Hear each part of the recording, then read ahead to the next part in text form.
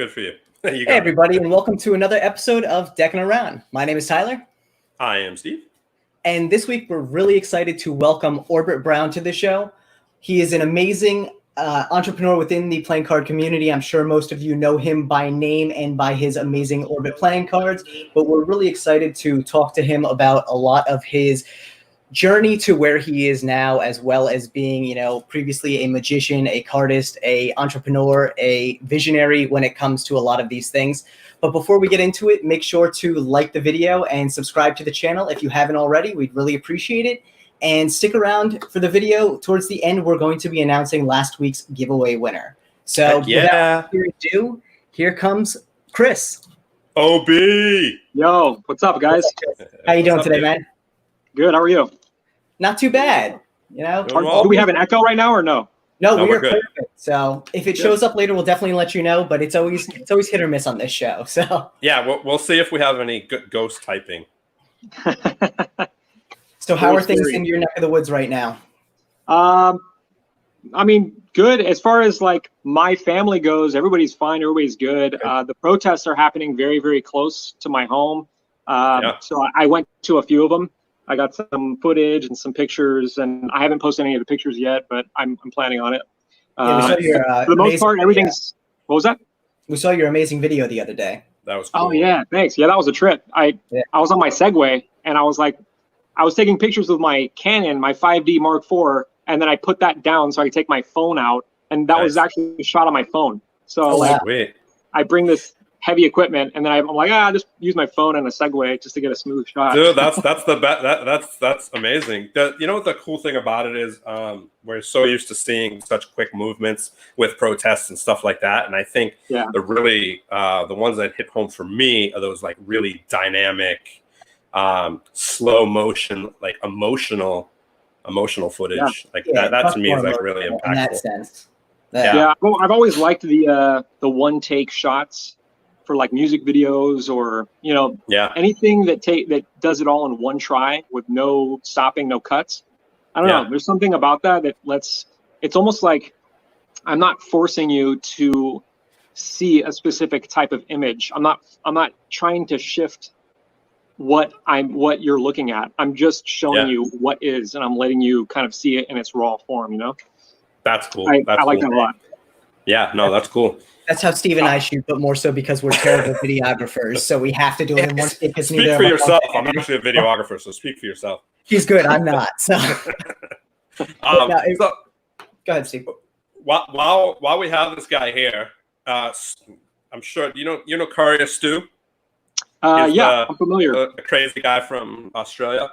So he asked before anything even happened if he got an Orbit tattoo, would you hook him up? Yeah. That's still a thing. There you go, Stu.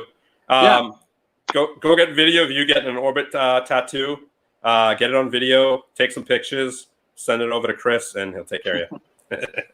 Extra points if you can get some images of you actually getting it done, so that I know it's not fake.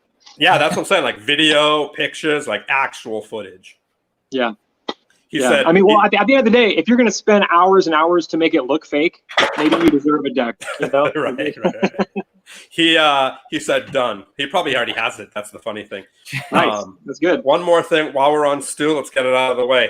He always has, he's a big fan of sniffing and eating cards.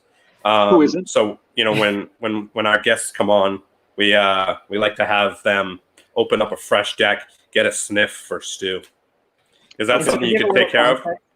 Sure, yeah. I have an open deck right here.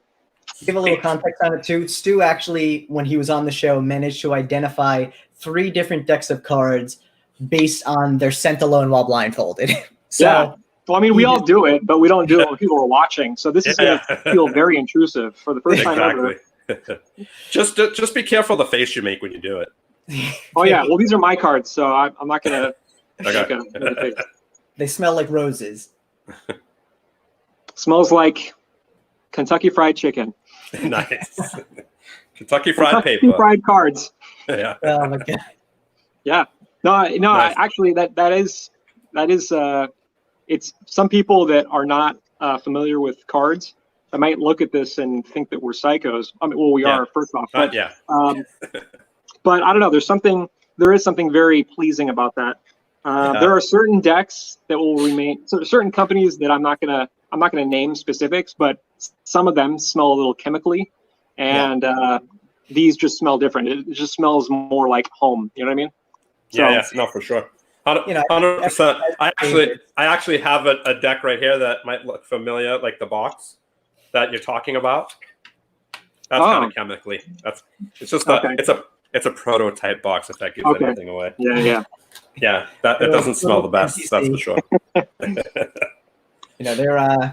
It's funny too to think that something as simple as where a deck is manufactured or the coating on it obviously has such an impact on the smell, and even the age of the deck. I'm sure if you tried to sniff a rider back deck from 20 years ago versus now, a lot of that's probably dissipated. But definitely interesting. Take your time. I got a deck right here. Actually, Nick Stumphauser, he found this deck in his grandparents' attic.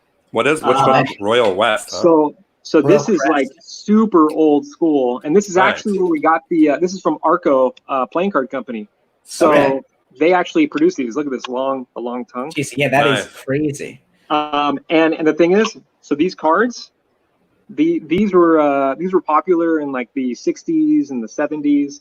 And what's a trip is for the V7s, we wanted to get that 80s feel. So we actually did a scan copy of these pips and indices. If you notice, the queen is more like boxy. Yeah. Has more of like a boxy sort of feel to it. And even down to some of the numbers, like they look really thin. Like it looks like really like super thin. Oh, for sure. Versus like the other Arco indices and pips. So that's actually what is on the V7s. We took a scan of it. My wife actually did it. She scanned it and sent it over to Daniel. And Daniel's like, do you want me to tweak it to make it look smoother? I'm like, no. Like I want it to look authentic. I want it to look like this deck was from made in the 70s and 80s. Nice. That is awesome. I'm sure those probably smell musty, so don't need to sniff those. It smells like a library. Those old books. Yeah. It smells just like that. Which isn't that bad. What was that? Isn't that bad compared to like some of the decks that you get that are new that smell like wood varnish? Right. Yeah. I have a deck. Nice. I have a deck that has like that mothbally like antique smell to it. That grandparents' house smell. Dude, I know I bring this up every once in a while, but I got one too right here. What is that? Ninja Turtles? Yeah. This was actually a Ninja Turtles deck that I bought off eBay that came open. So it's not even like my musty smell, which makes it almost worse. That's scary, man. Yeah, so it's a fun deck, but I try not to sniff it too much because I don't know where it's been.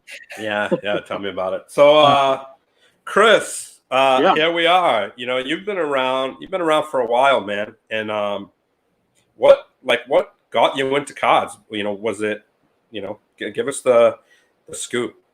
Yeah, so I've always been into Magic since I was a kid. My brother actually showed me my first trick when I was like 7 or 8. And it was this, he showed me a few. And the thing is, he had a buddy that was a magician. And he taught him some cool stuff. So like the very first trick that I ever learned was this whole thing where it's like, I'm going to tell you I'm going to shuffle the deck, put it behind my back, and I'm going to tell you what card is right here just by memory. So I'm going to so the principle is you look through all the cards and you're like, all right, I got it. And then you put the cards behind your back and then you start showing them one by one and taking one card away and then another one away. And you've memorized the whole deck. So as I got older, I kind of put a little finesse on it and I made it like, I put the type of finesse on it that a magician would put on it to make it even better. Right. So it's one of those. It's like a fun little thing. I can't do it here because it doesn't make any sense because I can see myself. Yeah. So it'd be obvious. I'm just looking at the screen. Right. But actually, so I don't know if you're familiar with the concept. It's like super basic. It's old school stuff. Yeah. So basically, it doesn't matter what order the deck is. Obviously, you turn one card over, so they think that all the cards are facing this way. And you're like, oh, this is the first card is the 2 of clubs, and they're like, no, it's the 3 of hearts. You're like, oh, that's right. Okay, now I'm calibrated.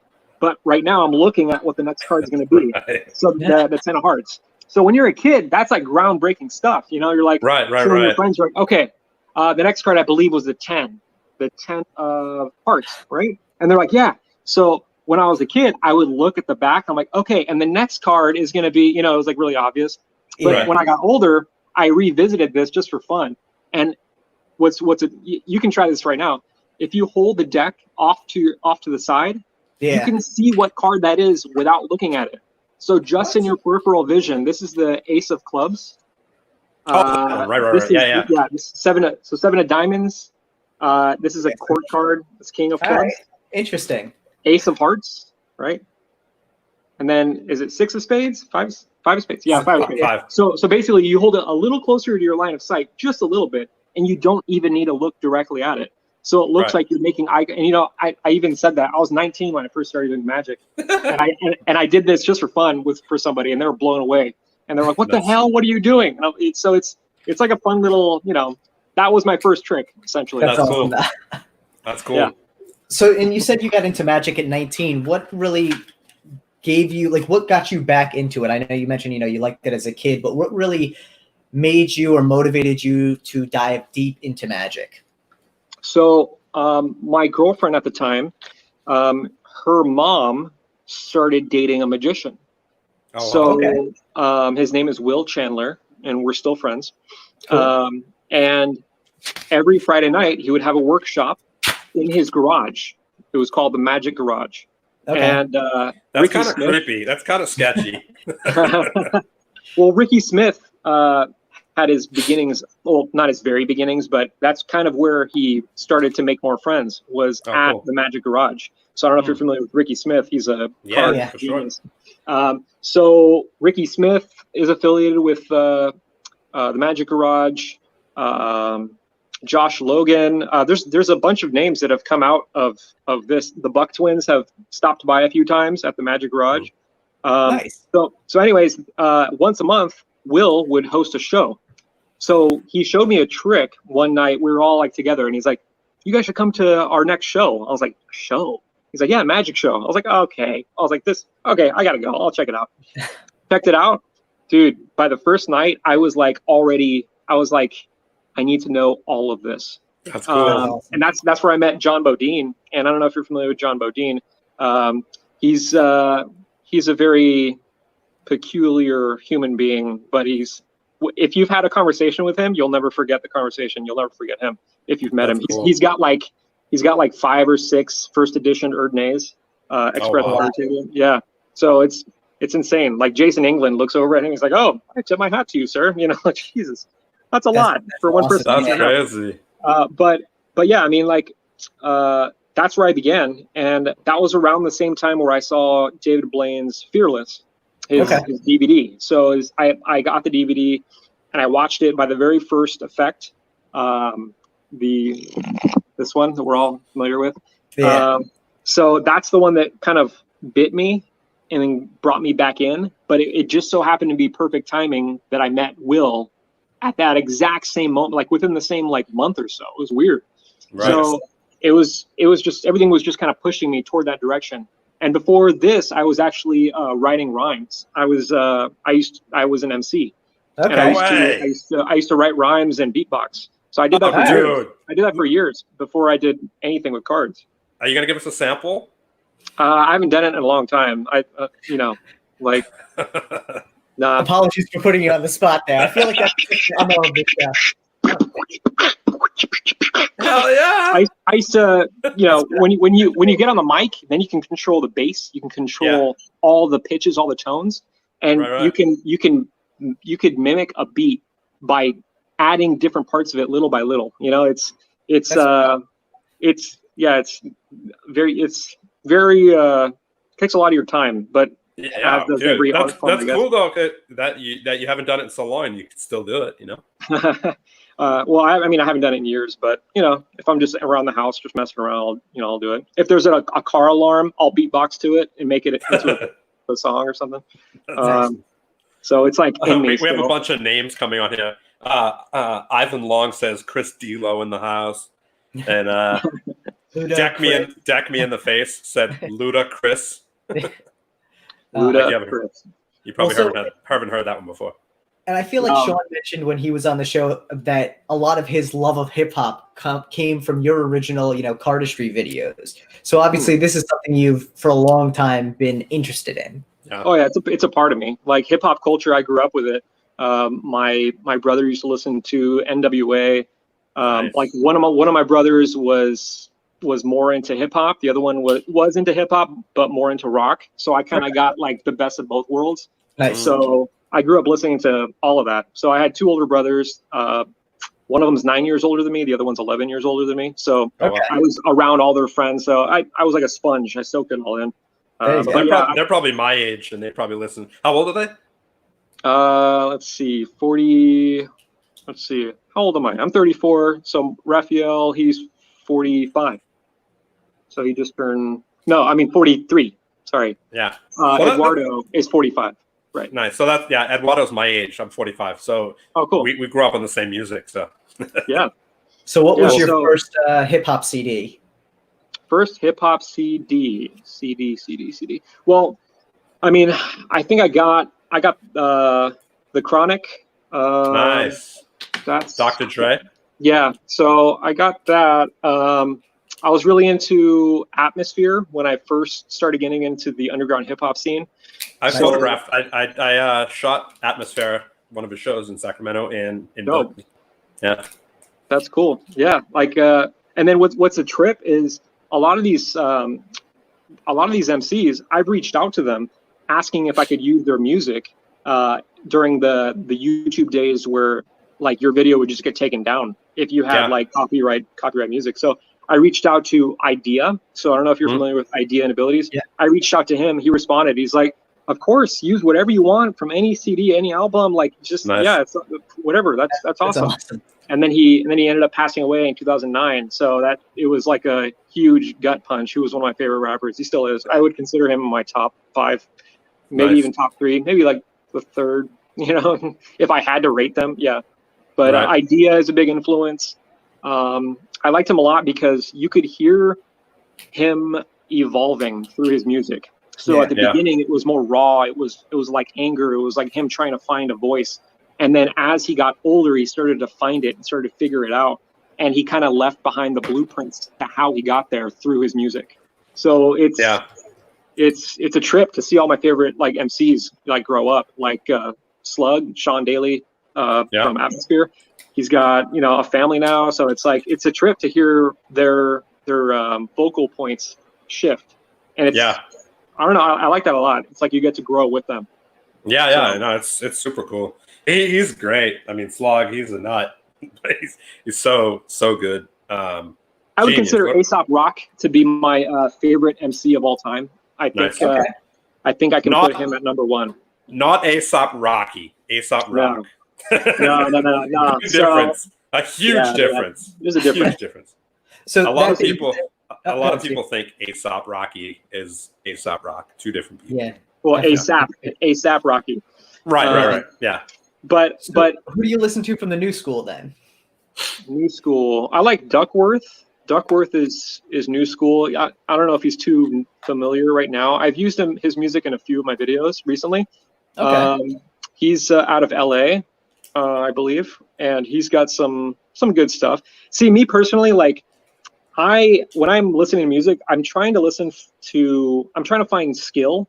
I'm trying to find talent, because I feel like it's easy to just drop any beat and then sing, like make a song about like really basic stuff. And I feel like a lot of the new school hip hop, it feels like it's trying to give less of a shit, if I could say that. Right. So I feel like for sure. It's trying to be like, I don't even care. I don't care about all that vocabulary. Who cares? Like this is cool to not care, like just whatever. But I'm from the generation that's just like, yo, if you want to like prove your worth, your words are like building blocks to the house, to your dynasty, to your empire. So if your words are like, all really basic, elementary, not really bringing any point. I mean, that's just for me personally. I mean, like, some people are into that music, and that's fine. That's what they're into. That's okay. There's no right and wrong. But for me personally, like, that's the reason why I like cards. The reason why I like cards is, like, any magician with a lot of money can start a stage show and look at this expensive prop. Aren't I a great magician? You know, like, and then he can learn showmanship. You know, he can work on that. But cards, that's where you separate the people with money with the people who have just raw desire for talent. You know, like the people that don't give up. And I know how much time it takes to perfect something with this. And I tip my hat to anybody who puts in the time.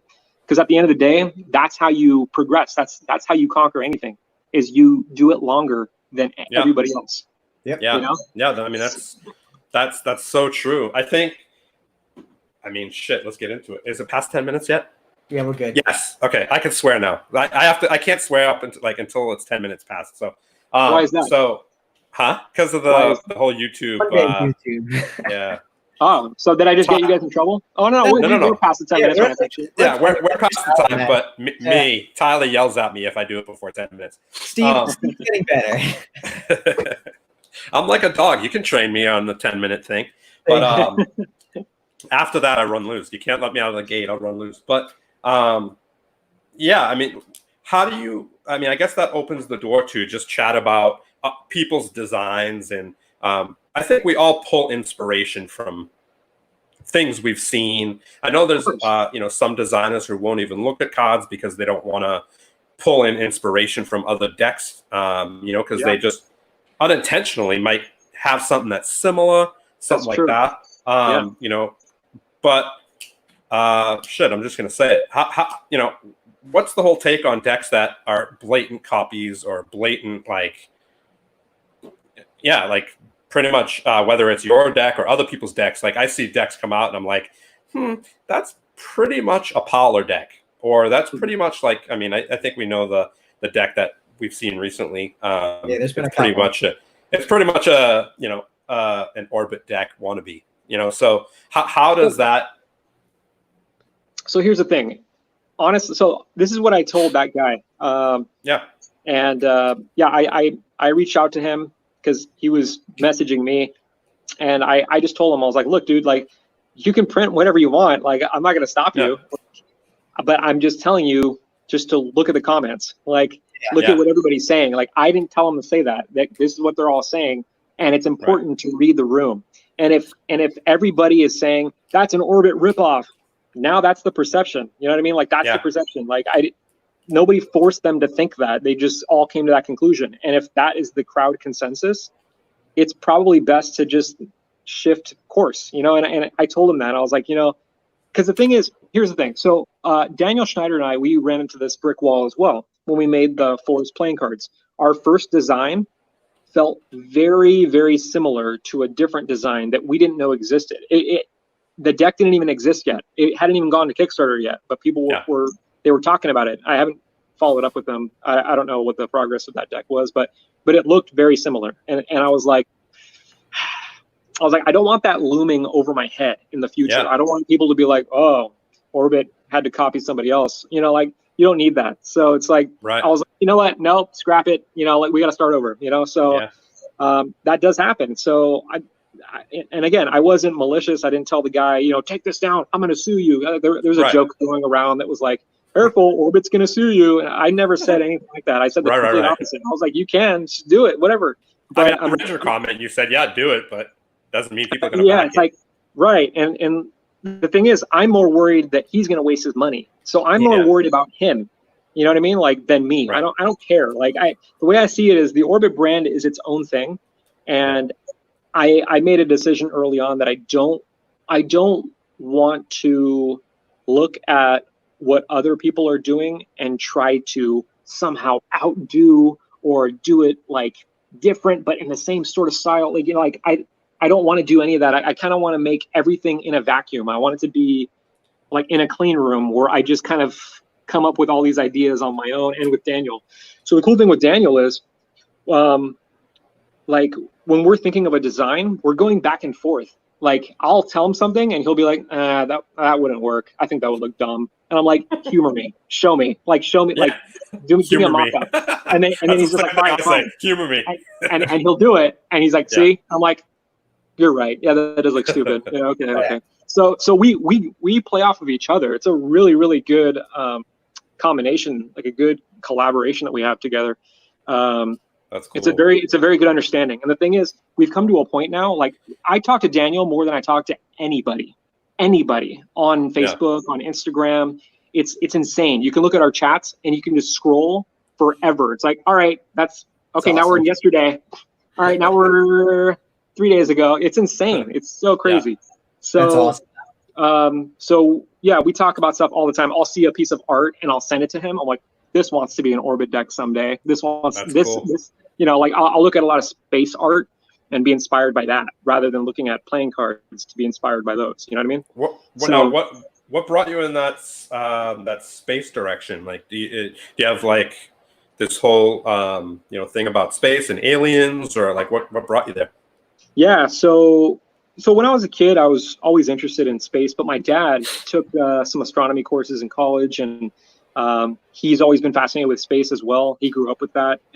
He was born in 1948, so he got to see, a man go to the moon and set foot on the moon. You know what I mean? He got to see all that. So that generation, I think, is very inspired by space, and it has trickled down. But since back when NASA was at its peak, funding for NASA has gone down. It's gone lower and lower and lower, and that's why it's such a bummer that we had to hitch a ride with Russia to get into the International Space Station for a few years there. So that's until Elon came along with SpaceX and changed everything. So he privatized the whole approach, and now he's using reusable rockets. It's like what?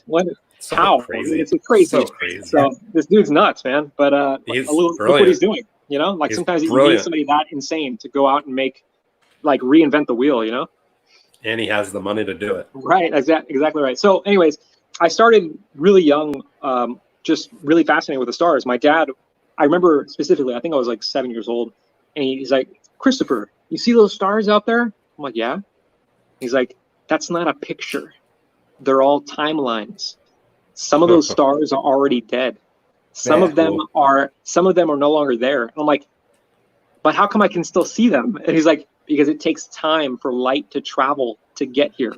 So the light that's coming from these stars, they're all hitting us at different points from different ages. So they could be millions of years ago, thousands of years ago. You know, like it's crazy. When you stop and think about it, absolutely nothing in the night sky is in real time. Right. Not even the moon. The moon is 1 light second away. Yeah. So the moon is not even like in real time.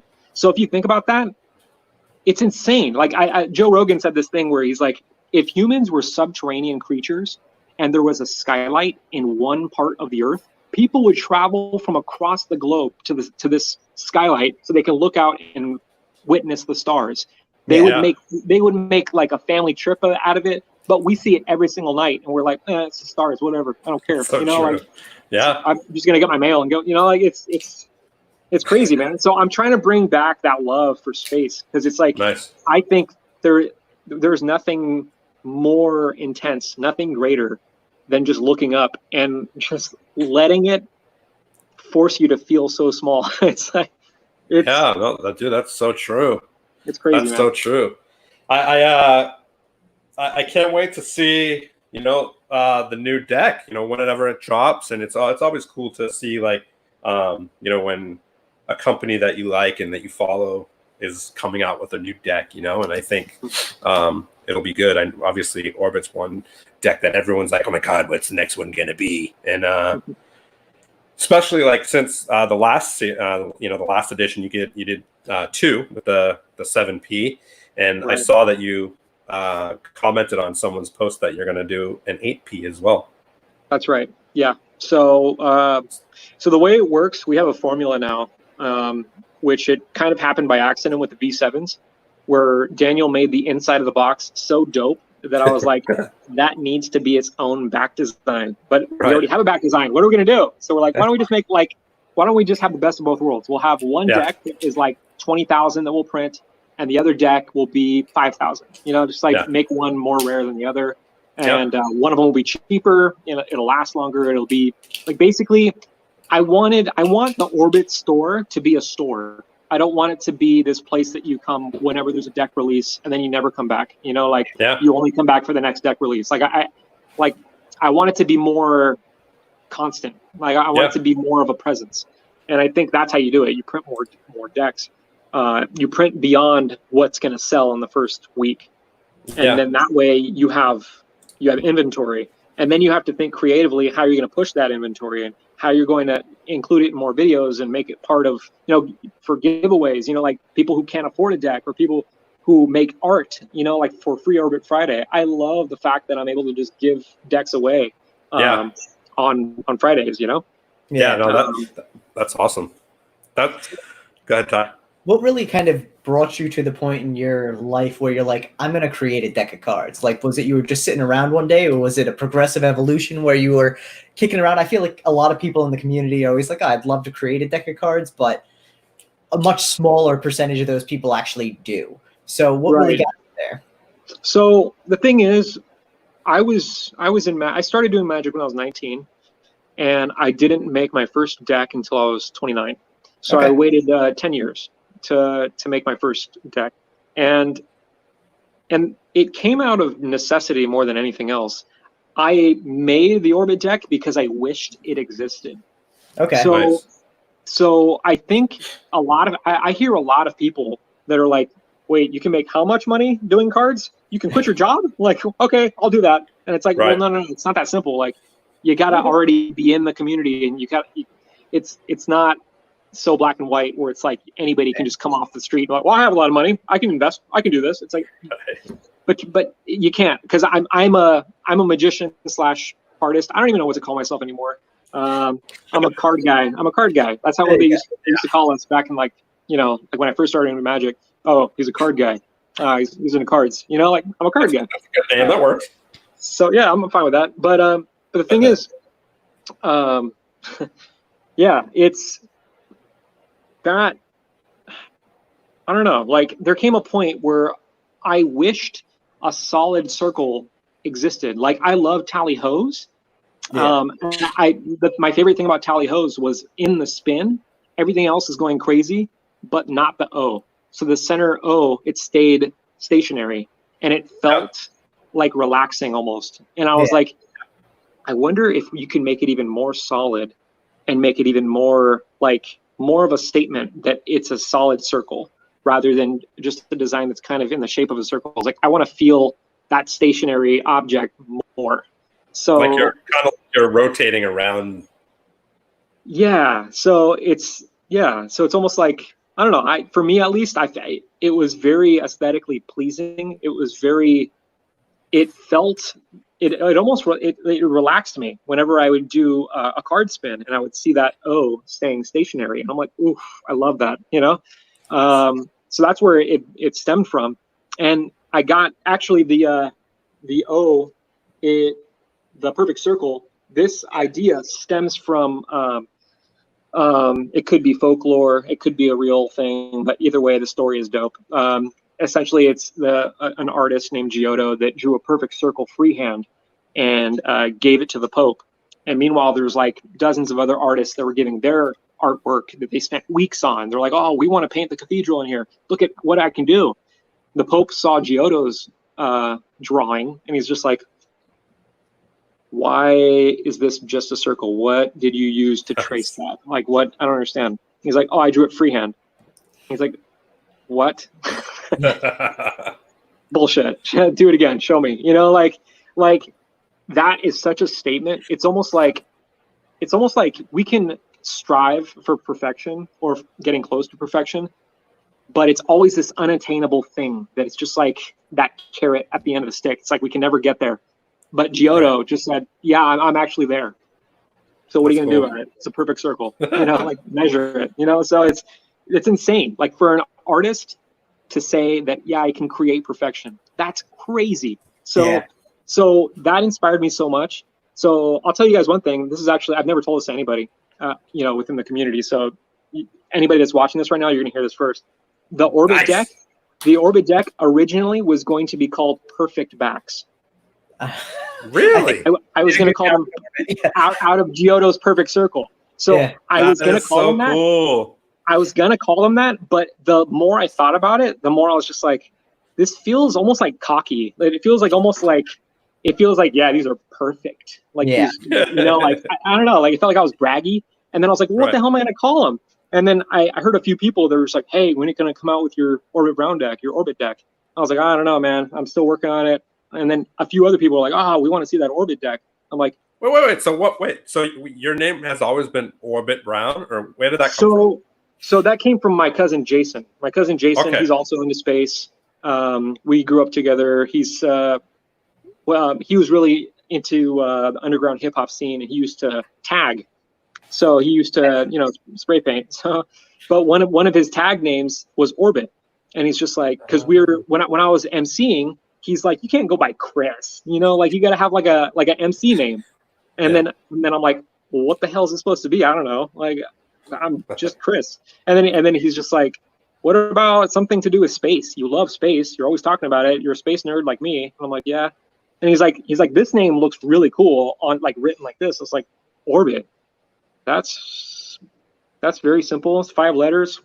It's easy to remember, and it represents something that humanity had never reached before. Like to reach orbit was this unattainable goal, and finally we did it.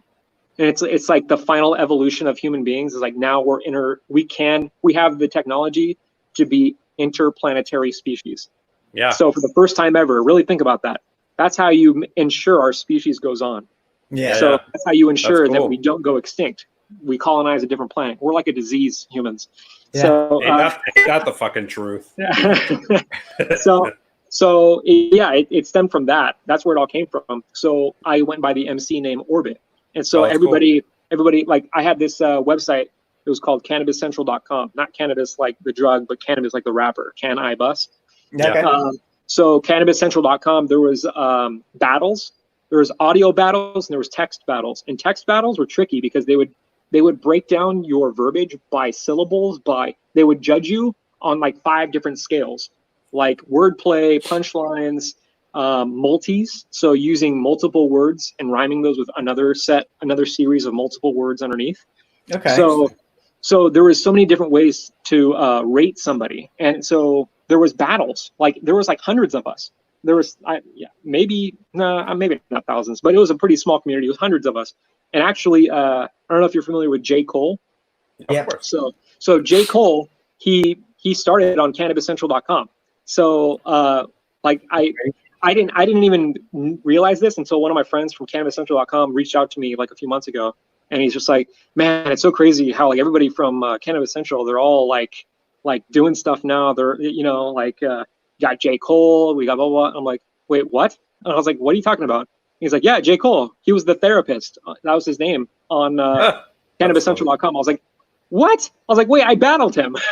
So he was one of the guys that I battled. So I battled like 100 guys. I think Did you beat him or what? Did you beat him? I don't remember. No, that was too long ago. But I do remember battling him. Yeah, I wrote a battle rap for him, and he wrote one for me. So that's cool. It's weird, man. But the thing is, like, that's where it stems from. That's where Orbit comes from. And nice. I decided to just hold on to it and carry it. So it just became a part of me.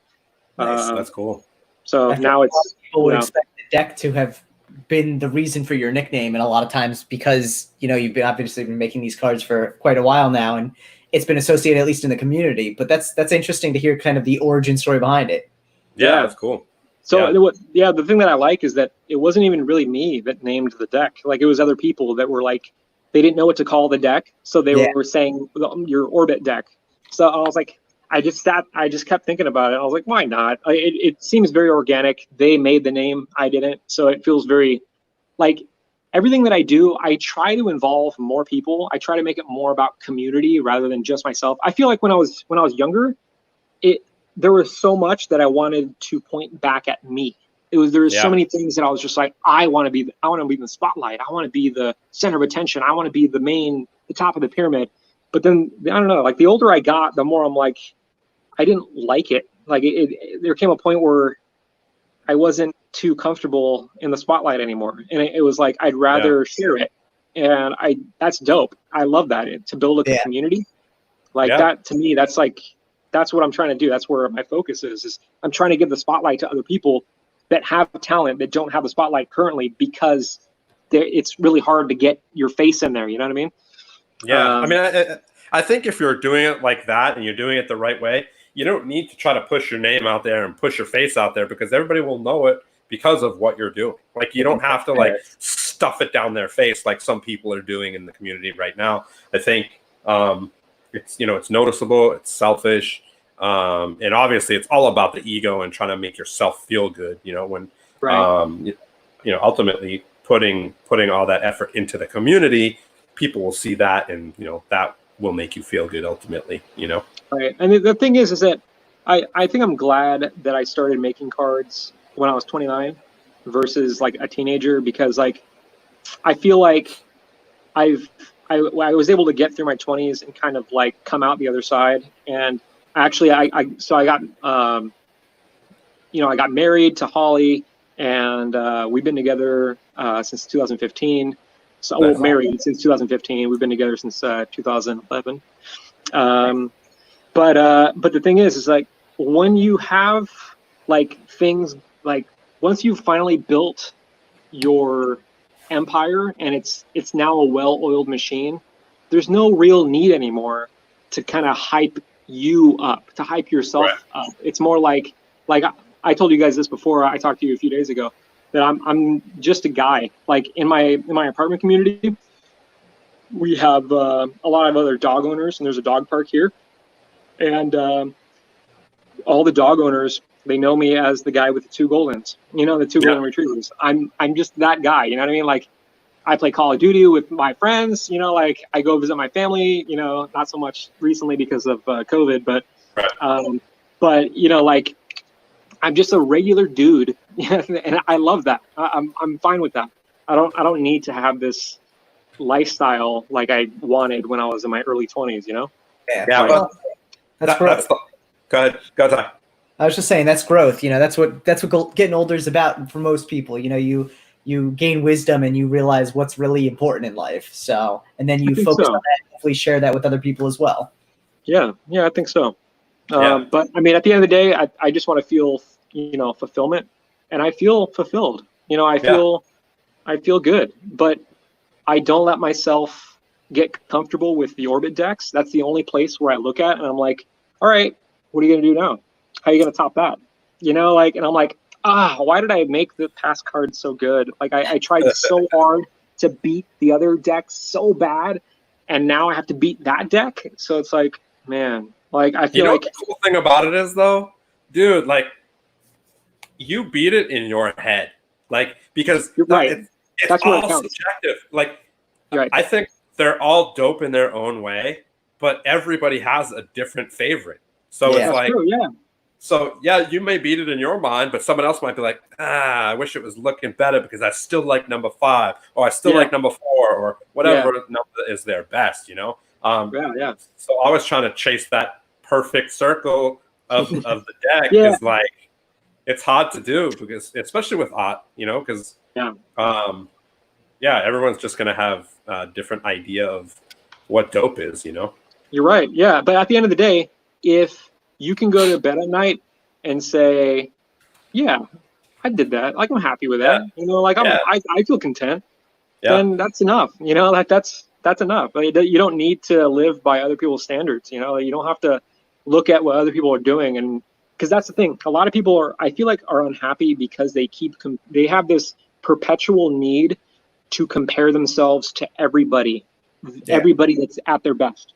So they look at everybody on Facebook, they look at everybody on Instagram, and you're never gonna take a picture of just like, I stubbed my toe on the desk over here, and that hurts. Nobody's gonna post that. Like they're gonna post them at their best. Like, I just ran this. I just got a new car. Like they're always, it's always like highlights. So when you compare yourself to all these highlights, you feel like less, and you're like, I got to do something that's better than them. You know, it's like, let that go, you know, like just, you know, like my formula is just be a little better than who I was yesterday.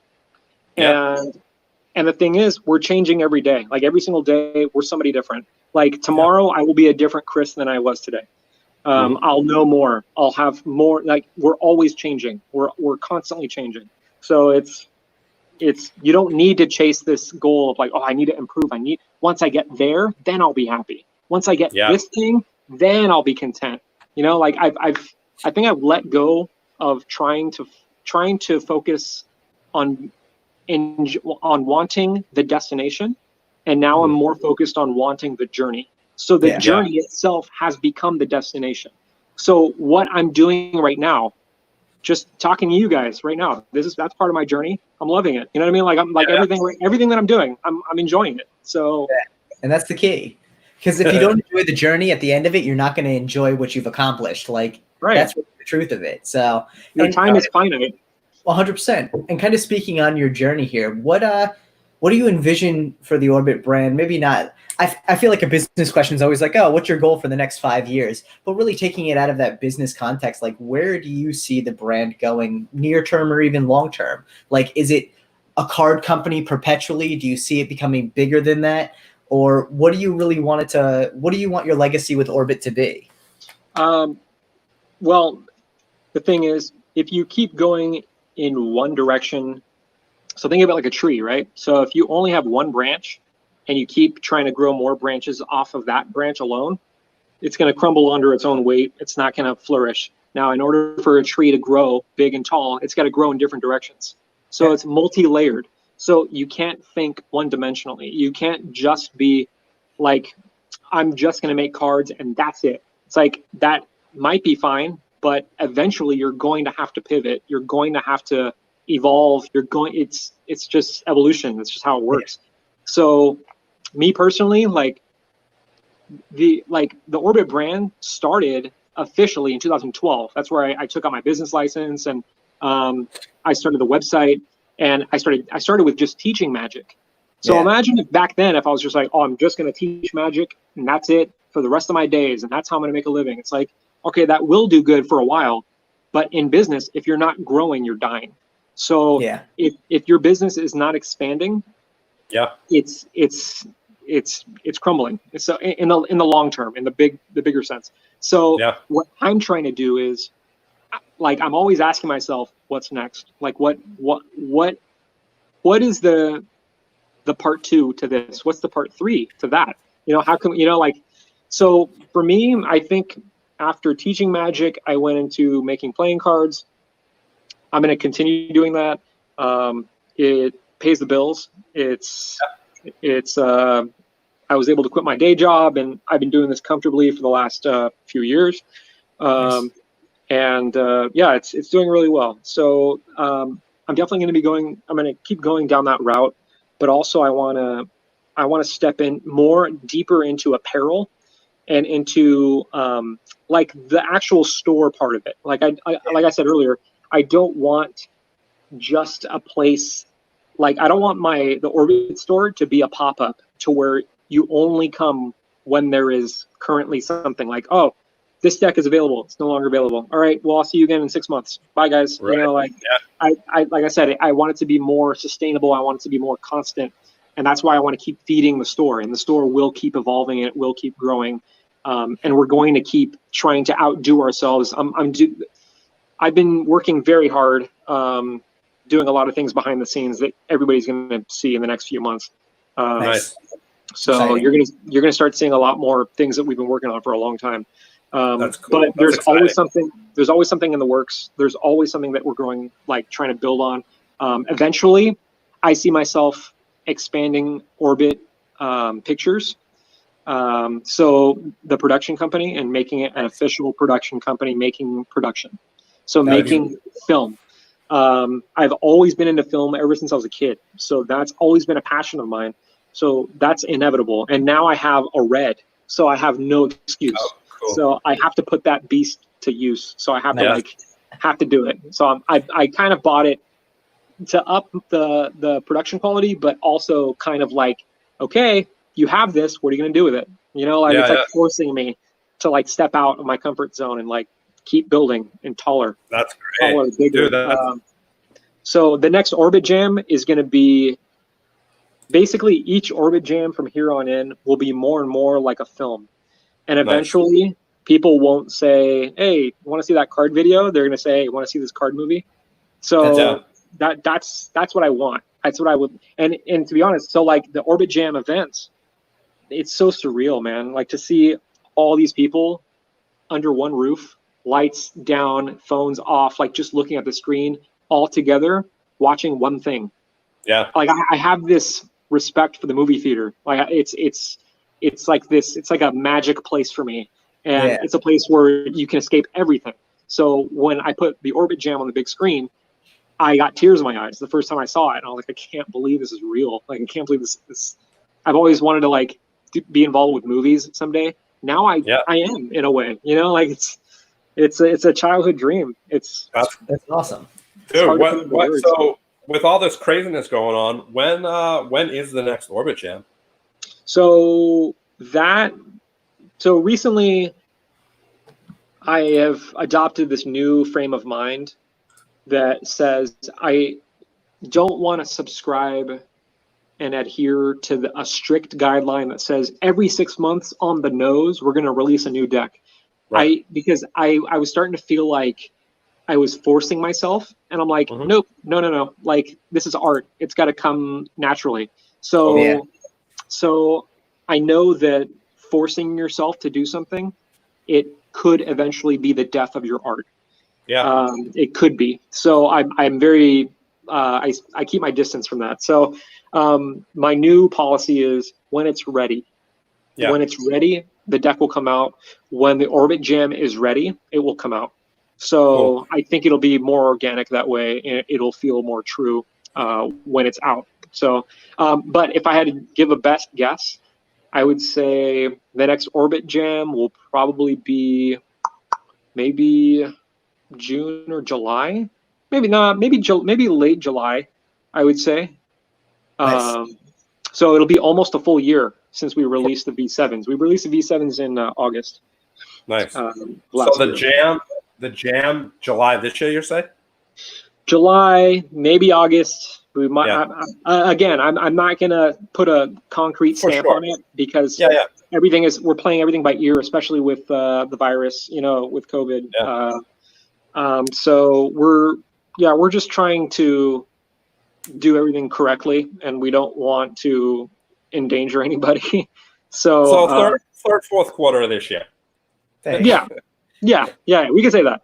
Yeah, third, fourth quarter on all fronts. And we have. There's going to be a lot of activity happening around that time. So it's not just going to be the V8s. There's a lot of things that's going on that I can't even tell anybody about yet. But it's huge. It's huge stuff. It's insane. Like I want to tell everybody so bad, but you can't. No, I'm just kidding. Dude, I think let's chat about this new series that's coming out. I think that's amazing. I love that you're doing something that is making a difference and doing it in a way that's very respectable. You know, and we can touch up on this after as well. But tell us a little bit about this new series and what made you want to create a new series rather than just do something with the one you have. So you're talking about the charities, right? Yeah. Yes. Yeah. So the Orbit charities, I've always thought like once I get enough money, I want to give it back. like once I'm at a comfortable place where I can sustain me and my family, then I'll have more money to play with to like push out to make a difference, you know? Nice. So we started this with the forest playing cards, and we planted 4,000 trees in Paradise, California, which I was like, we were like blown away to be able to contribute that many trees after huge. the fires ravaged that whole place. It was to see all of it in person was really sad, dude. Like it really gets you. For those of you who don't know, Paradise is located near Chico, California. and 2 years now or 3 years already. 2 years, I think, like 2 years yeah, ago. Two or 3 years ago, there was a huge fire out there that literally left pretty much the whole town homeless. Without their houses and everything pretty much burned to the ground. So the fact that you were able to do that is huge. Cool. Yeah. Well, well, everybody helped. It wasn't. It was from everybody's donations. Everybody bought the forest deck, and the people who bought it and the deck is still available, so you can still go to orbit.af to get a forest deck. And every deck that's bought will contribute 10 trees back into the environment. So I take all of the profits and I just dump it into the trees. So that is its sole purpose is to give back to the trees, because it's our Earth's natural defense to CO2 buildup. So I'm just trying to boost our natural defenses. So it's kind of like taking vitamin C when you're starting to feel the sniffles. You just want to boost your. No, that's great. That's great. Yeah. That's great. So the Orbit Charities, I want to make it its own series, its own thing, but I want to retain the Orbit O on the back design because it's familiar.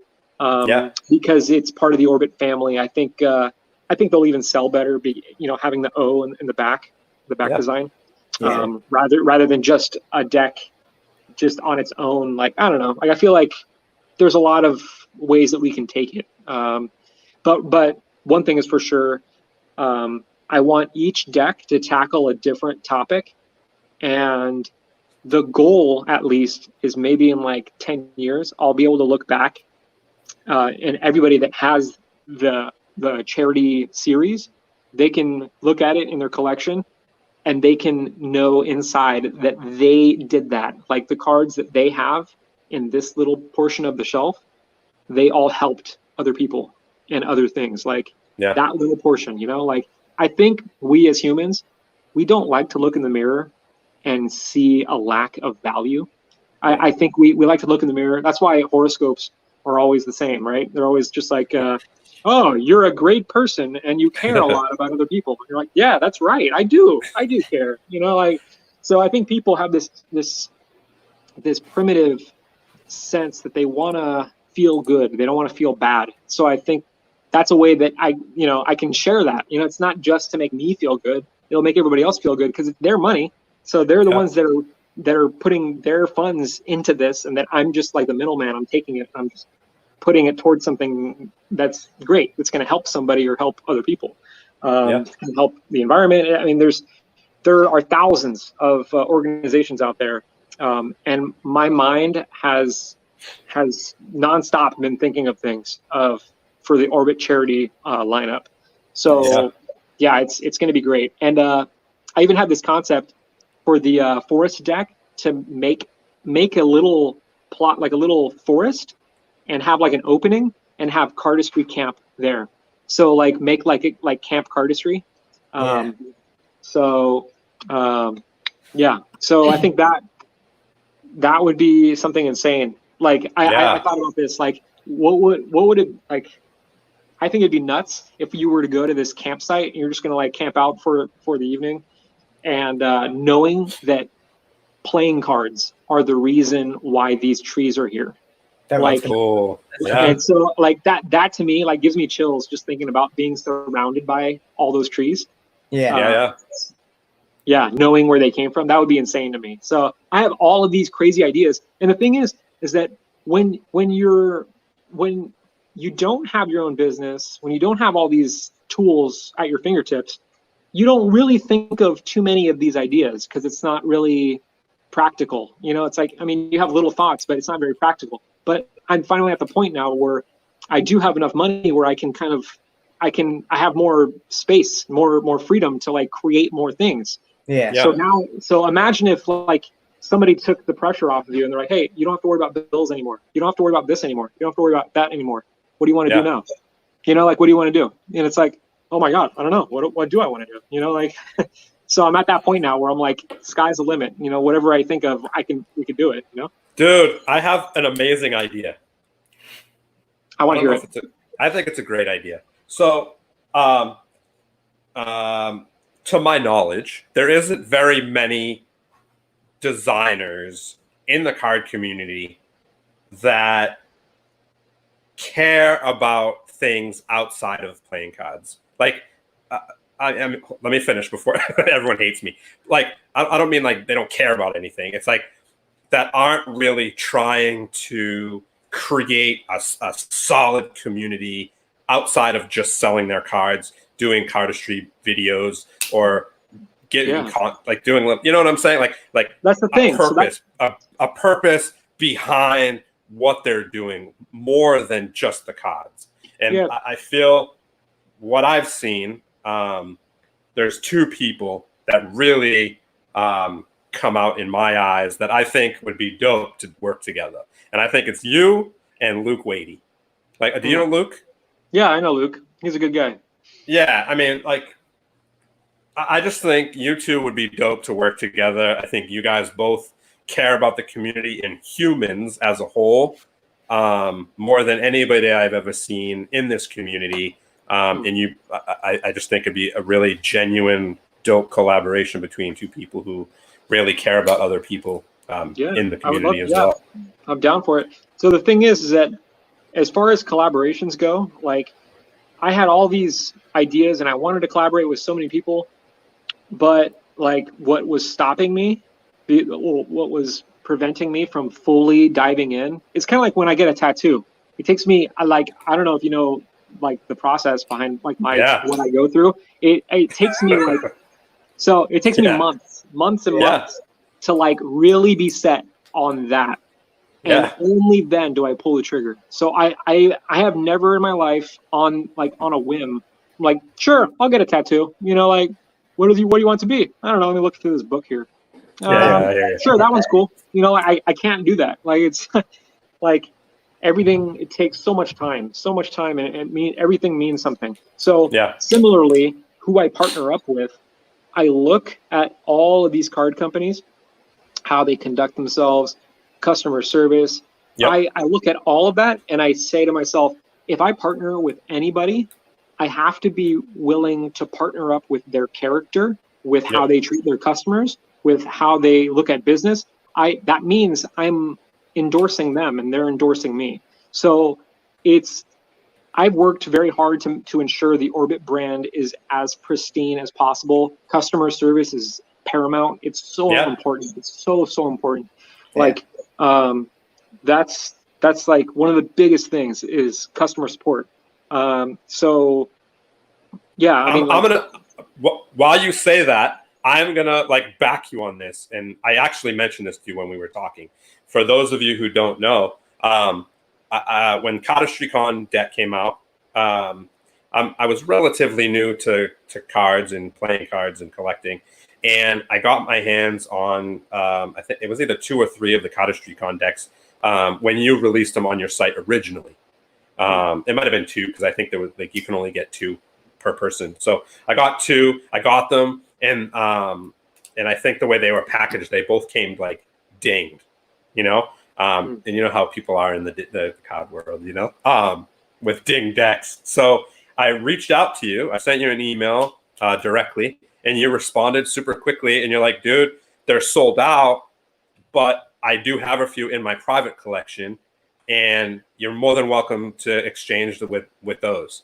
And to me, I automatically said no, but how far that went with me that you were willing to take 2 of the decks out of your private collection just for customer service with someone that you don't even fucking know, really said a lot about who you are and what you stand for. And so to those who didn't know that story, I haven't really told many people about it, but you know, I did mention it to you, and that's one thing I remember about dealing with Orbit. And I'm a big you know, Tyler can back me on this, is I'm a big stickler for customer service. If you don't deal with your customers well, then fuck yourself. You know, that's how I am. And like you said, and I'm sure like you can, I didn't mean to interrupt you, but it definitely is based on how the brands are run. And in this community, I see a lot of brands not running properly. So it's very choosy at who you can work with, you know, and, you know, I see nothing but the same from Luke that I see from you. in the care for customer service in humans, not just in our community, but outside of our community. So yeah, I think that's important. I think what he's doing is great, and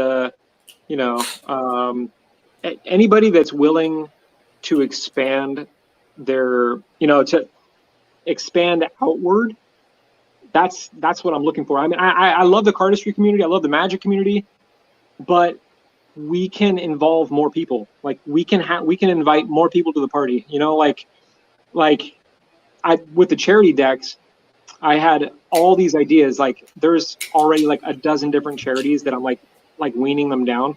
And I had all these. There's a few celebrity names within the lineup, and having their people that is not even involved with cardistry or cards. Yeah, I'm getting them involved with cards, and then getting all the card guys involved with whoever I'm partnering up with. Right. Save one spot. Just save one spot. What is that? Just save one spot. That's all I'm gonna say. Save one spot. We'll talk about it. Save one spot. Okay. Deal. Okay, go on. Move on.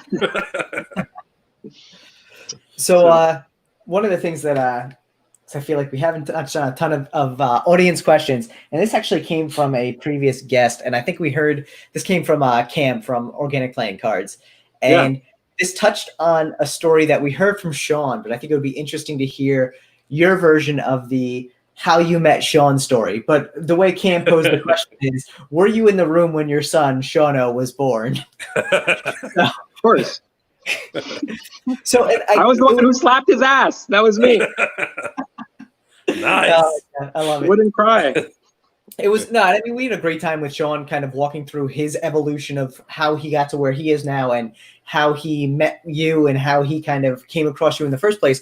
What was your first interaction with Sean? How did you two meet, and what got you to the point where you're like, this is a guy I want to work with, who I want to be part of the Orbit family? Yeah. So I stumbled on a few of his videos, and I was like, yo, this kid's good. He's like, the video that really made my ears perk up was he said, I think at the beginning of the video, it was something like the word was cardistry and then tree, and he's like, tree.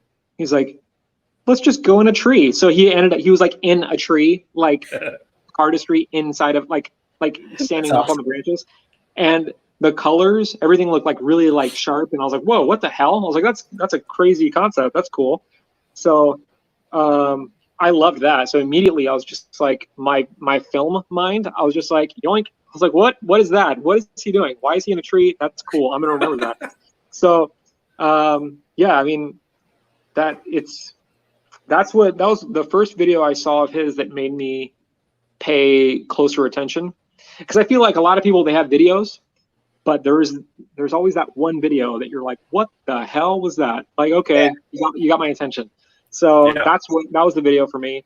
And then we talked a little bit on social media, on Facebook, and then we met at CardistryCon, and it's funny that I saw the show when he was on here with you, and he was saying that he was just like, oh my God, it's Chris Brown.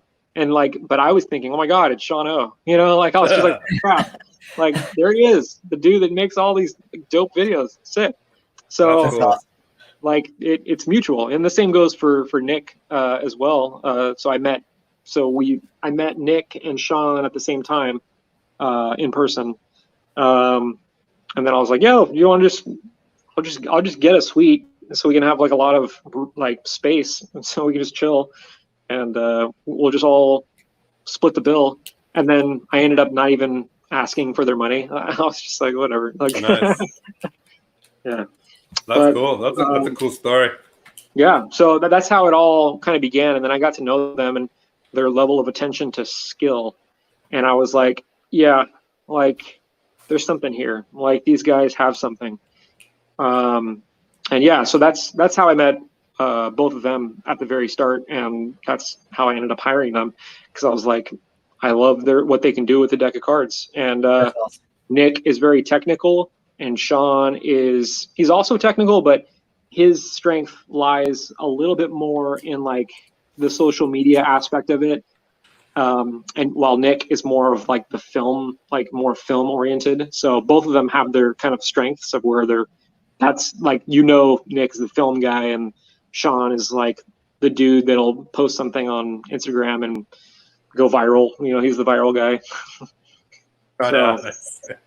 Yeah. Yeah, no, you got a great team. It works really well, and imagery and it looks great. Yeah, it's cool to see a team that you have, all have similar styles in what they're trying to bring across. Yeah, but it's also about highlighting where we're different as well. So I'm fine with that. I'm fine with us being different in our own ways.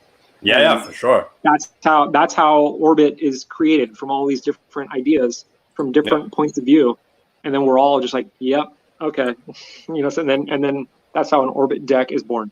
So yeah, that's cool. Yeah, creative process. You got to have different points of view. Otherwise, you have a bunch of people who are just agreeing with everything you say, and you end up with a bunch of yes men. You have an echo chamber, and then it's basically just you and like nobody else, even though you have people around you. Yeah, right, yeah. It's necessary. Yeah, and I think, like you said earlier, it's all about like complementing each other, I guess is the best way to say it, and like just feeding off each other. Where like you and Daniel. Tyler and I is the same way. What he's good at, I'm not. What I'm good at, he's not. So it's cool jumping back and forth, and him coming forward with something and being like, "What about this?" And me being like, "No, it's like crap." And then me doing the same thing. What do you think about this? And he's like, "Yeah, no, that's stupid." Like so. So Steve. So does that mean you cannot grow a beard? No, I'm just saying, because Tyler's beard looks like he chopped a tree down 30 minutes ago. I was actually wearing flannel before the show, but I had to change. Yeah. So I can grow a beard. The problem is I don't want to look like that. I can't. Beard too. He looks way better than me with a beard, that's for sure. Thank you, Steve. Hey, don't feel bad. I can't do it either. Dude, Steve has amazing hair, so it is what it is. But the beard is literally just a quarantine thing, and it's funny because I was like, when else am I gonna have an opportunity to literally just grow a beard and no one's gonna see me? So it works out. Little did you know you'd be on camera and for everybody to see you. So. Every week. I mean, there's regularly, like, we just put out a new logo on the for the Deckin Around show, and when we first took the pictures for the logo, because they're cartoon versions of us, I had like a nice 5 o'clock shadow. And everyone said, "Are you going to update it for your beard, or when are you going to shave your beard so you look like the logo again?" I'm like, very good questions. Yeah, this is true. Oh man, that's funny. I actually put facial hair on the Jack of Diamonds, my face, because in the earlier orbits, like a few years ago, I kept it all extremely short because I couldn't really grow anything. I didn't want it to be splotchy. So I was like, screw it. I'm just going to keep it really like almost bare. But now it's slowly, very, very slowly. It's like starting nice. to. I'm 34 years old. It's unreal. I had friends in elementary school that already had a beard by like 6th grade. I was like, what the hell is that? Have you been held back a decade? Like, wow. So it's all about time. I mean, listen, it's been a long time since I've been able to grow this too. I'm a year older than you, so I'm 35. When I was 20 something, I just grew a goatee for years because I just random 2 like bald spots here, and so I looked like I'd have mutton chops and a goatee. I'm like, I'm not gonna have mutton chops, so goatee it is. But yeah, dude, it's all. And again, I think that's one of the other things too. You get to a point in your life where you get older and you're like, this just is what my facial hair is. Like, you're not as self-conscious about it, which is nice. Yeah, right. No, I'm okay that I can't grow a dope beard like that. I'm cool with that. Mine gets all nasty and looks and gets in my mouth and curls. It's just not good. Mine does too. I'm just okay with it. So, kind of to feed off that other question is like, with the charity decks, obviously they'll come out whenever they'll come out, but you currently create decks of a run of like 20,000, 23,000, in order to give people access to get your decks, for more than a week. And, that's something that I think is really important when you're creating cards and you want people to use them. You create enough where people can access them not like you said, like for 3 days or a week. Now, what made you decide to do the charity decks at a more limited run? Not that you even said like how many it would be, but rather than your normal 20,000 decks or right. So here's the thing with the charity decks. What I'm afraid of is spending, because making playing cards is very expensive. So just between us and I guess everybody else that's watching this and the rest of the world, it costs about $50,000 to make roughly 20,000 decks. Right. So in order, like that's a very big investment. You have to you have to know that they're all going to sell in order to print that many. So kind of the same thing when I did with the V1s, like, so the V1s and the V2s were 2,500 decks because it was like the minimum with the USB-C, and I didn't want to have too much product on hand and just have it for years. So the thing is, the very first deck that you make, it always takes a while. It takes a while to sell all of them. I have a few buddies of mine. There was one guy who, I won't call him out, but he is kind of famous, and he tried to use his fame to help him sell the cards. It's nobody in our community. It's not even a card guy. Somebody on the outside, but he was just like, oh, I'm famous, like I can sell a bunch of these. So he printed 2,500, and he's like, yo, why aren't my cards moving? And I'm like, you kind of have to be in the community. Like it's different. Like people, just random people are not just going to buy cards just to buy them. You know what I mean? Like you kind of have to already have your foot in the door. So that's kind of how, so for the V1 orbits was 2,500 decks. And then once I got comfortable with that, I was like, okay, I'll do it again. Another 2,500, and that sold out even quicker. I was like, hold on, I think I can print more now. So I printed 7,500 decks of the V3s, and that took me a little bit longer, understandably, because I printed 3 times as many. And once I did that, I reached this moment where I was like, yup, I can do this. Let's print 23,000. And I was a little like, should I do that? I'm like, scared. Of course, just do it, man. Like, and I don't know. Like, there was something that happened where I just hit a stride where I was like, I was so confident the V4s would do well, and they did. So they, that one was, a grand slam. And then V5s, again, 23,000. So I was like, this is my new level now. This is how much I'm selling now. It's insane. Yeah. But yeah, so I think the charity lineup could be the same sort of story.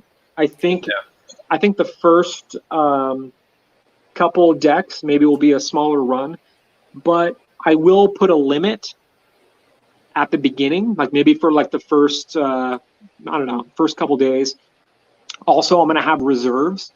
So if it sells out too quick, then I can bring the reserves in, like, and put a crazy limit on those, like 1 or 2, just so that more people have a chance to have this part of their collection. I think that's the solution to the problem. What about a pre-order? That way, if you put a pre-order at like you'll be able to sell as many as you can for that charity, and that way people can buy as many as they want. You'll have a better idea of how many to print. That way you don't have to print an overrun, or you can print a little extra for those who weren't around at that time and then throw them up after. Right. So I've thought a lot about pre-orders, and I've come to a point, I don't know, like I feel like the thing that I don't like about pre-orders is I personally don't like holding on to everybody's money. Yeah, for sure. And like, all right, I have all of this. God, okay, make the cards. And it takes a while to get the cards printed and then get it to Art of Play and then get ready for distribution. So there's a process to it. So like at a certain point, people are going to start tapping their watches at me, and they're going to be like, where's my deck? And that's what happened with the Kickstarter campaigns. That's why I ditched that, because I was just like, oh, it's so much stress. So I never want to feel that pressure again. So I'd rather already have the product in hand and already done. And it's like, all right, here, you want it? It'll be at your house in 2 days. You know, like, well, if you're domestic, you know. Can I just come pick mine up at your house? You're like, of course, half hour away. Yeah, of course. Yeah, cool. That's fine. You should come to the next Orbit Jam. Dude, I will be there. I will be there. Let me know how I can help. Maybe, Tyler will come along and we'll do a show. I'll fly out and hang out for a weekend. Yeah, I mean, yeah, it's always cold on the East Coast. So that was actually one thing that's been popping up in chat a couple times is, have you ever considered doing an East Coast Orbit Jam? Yeah, so that is something I've been thinking a lot about. Again, I'm going to let, maybe not this Orbit Jam, but maybe the next one or the one after that. Definitely it's going to be coming up, but I kind of have to get my bearings. Like the first Orbit Jam, I went home, I was like so stressed out. It was like there was so many things I couldn't even really enjoy it because I was like I was so focused on the operation. I was trying to make sure everything, like lights were on cue, and it was like I was conducting a symphony, and I was like really just like scared that it would blow. And all these people were like, "So what are we doing here?" You know, like that was like my fear. You know, but the first one it went fine. There was a few tiny little hiccups that I'm sure nobody will remember, but for me it was seared into my mind as I went home. I was just like, oh god, that sucked. So like, how do I avoid that in the future? So after every event I would have like a list of things. I'm like, okay, note to self, never do that again, never do this again, find a solution for that. Okay, this worked out well. So by the second Orbit Jam I started to figure it out. The third one is when I hit my stride. And I think this next one, it'll come to a point. My goal is to let go of the wheel and let the car drive itself. Nice. And I think I found the formula for that. So now that I'm more comfortable with it, now I can take it to other theaters, and now I can start thinking about going and traveling with it. And so I had this concept of showing this movie, in LA. I know the cardistry scene is huge in LA, but the thing is, a lot of people travel from LA to come to this event. There's a lot of people that came from LA. There was somebody that came from Turkey to come to the last Orbit Jam. It was insane. That's amazing. I was like, take some cards with you. Like, here, take some just for your long trip. Jesus. That's dope. So, but yeah, I want to go to Portland. I'd love to do something in the Midwest. I know the card scene is very prevalent there. And yeah, as demand increases, I'll start filling those needs and filling those pockets. But for now, I think the next event is just going to be here. But definitely, I'd love to do one in New York. I think that's a good central spot. I feel like a lot of people kind of like a tour. A tour would be cool, kind of like a musician does, because exactly. You can't take it away from this area. So that is something that I thought of. It's like a traveling thing to where I don't even upload it to YouTube, like for like a month. So for a whole month, I'll travel and I'll show everybody they'll see it for the first time at the theater, and they'll wait for it to come out on YouTube like a month, like just like in the movies, like you go to see a movie in the theater, and if you want the actual movie itself, you got to wait. That's awesome. Yeah. So I mean, I'll probably do that. There's a lot of like historical, like small little movie theaters, like in all these different towns that you can do. The show at would be really cool. Like just so cool. Yeah, it'd be really dope.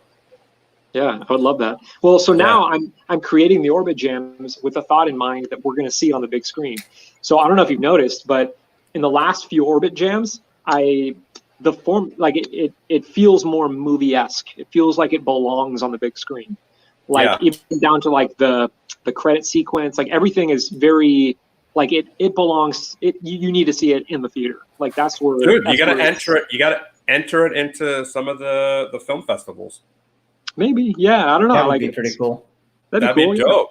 Just need to. I mean, I haven't obviously been to any of them, so you just need to add that element of like emotion, right? And then you just connect people with. I'm doing that in the next Orbit Jam. There you go. Yeah, the minute you add someone connect emotionally, you yourself a fucking movie that you can put anywhere, especially a film festival, something that they had seen before that has emotion, and they can like all of a sudden you're gonna like bring in all these new card people because they're like, holy shit, that's what it's like, in that community. Yeah. Well, the next Orbit Jam, my goal is to make you cry. Just Nice. just for a little bit, just a tiny moment. But the goal in one scene, the script is already in my mind. It's already done. Like it exists here. It's ready. So there is a script, and Sweet. It's not just a card video. It's a movie. Good. So that's awesome. Man. It's exciting. That's what this show's all about, right? Is we're pulling these people that are known in the card community, and we're trying to like bring out their humanistic side, the side that shows that they're literally only human and they're just like everybody else. And they're just a dude. They're just a person that walks their dogs. Yeah, exactly. You know, they make design cool decks. They do great magic, but when it comes down to it, they're just normal people, and they have to pick up dog shit also. So that's part of it, man.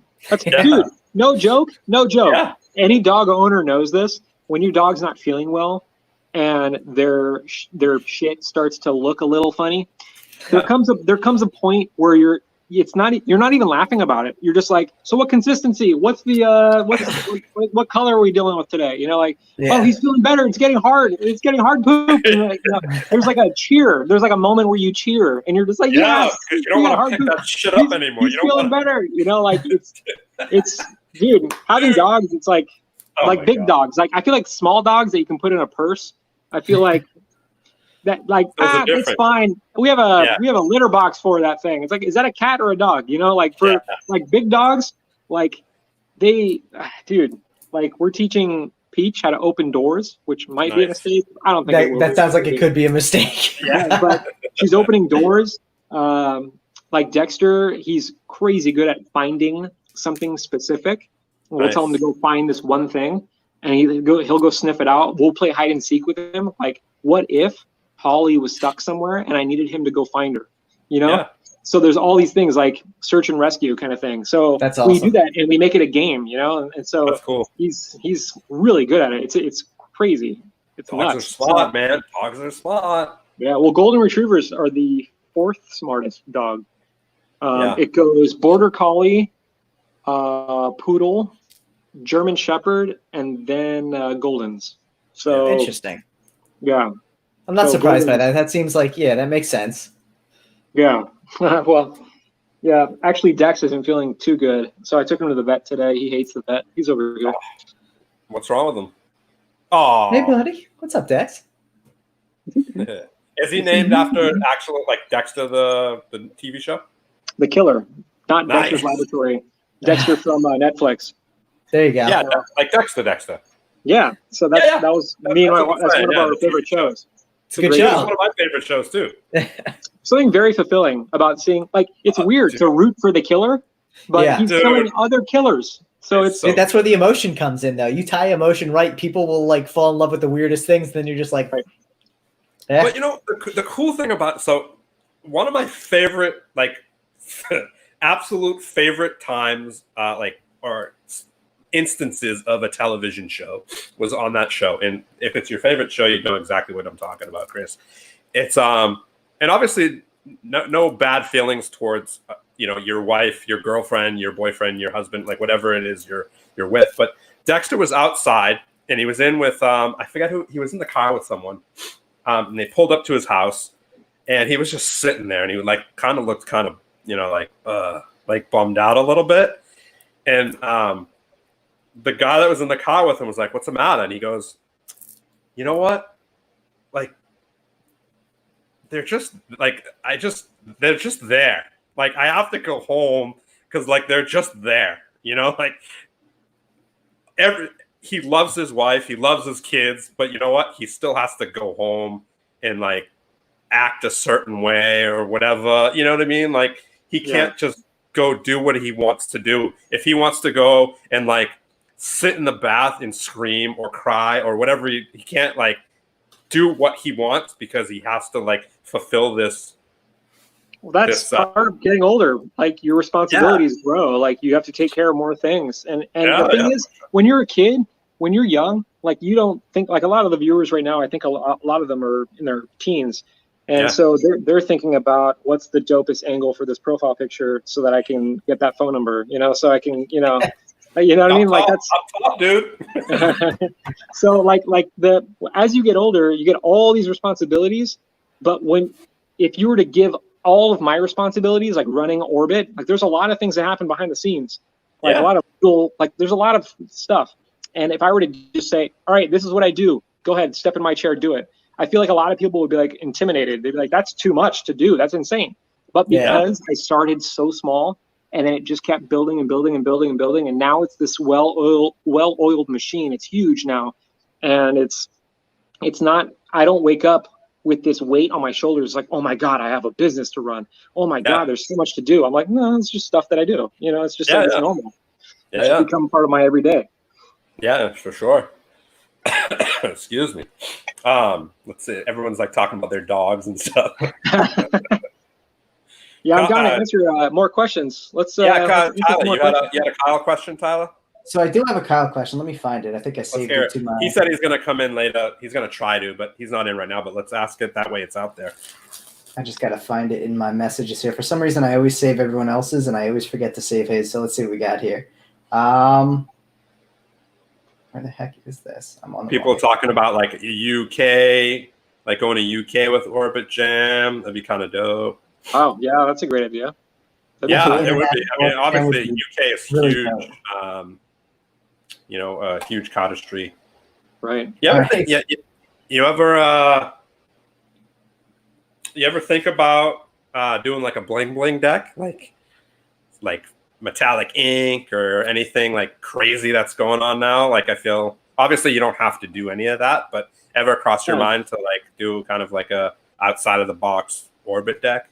Yeah, of course. I think for the parallel editions, I think that will be more of our experimental deck. I think we'll feel more comfortable doing like going outside of the realm of normal for us with the parallel editions. Especially being smaller print run makes more sense. Right. So if you're printing a large portion of something, you better know that you have to like stand by that you have to know that it's going to be universally accepted. With that said, there is an experimental thing that we're doing for the V8s. Daniel and I are fine tuning it right now. I should say Daniel. He's doing, all credit goes to that guy. That dude works. It's insane. Like Daniel is constantly. He's like always doing something with like multiple decks. Like it could be his own. It could be like orbits. Like he just never stops, dude. And like I'll have an idea. I'm like, oh, I think this would be cool. And he's like, 1 second. Click, click, click, click, click. Like this. And I'm like, oh, well, Jesus. What? How'd you do that so quick? You know, like it's kind of like you go to like an Asian restaurant. You're like, yeah, I think I want this here.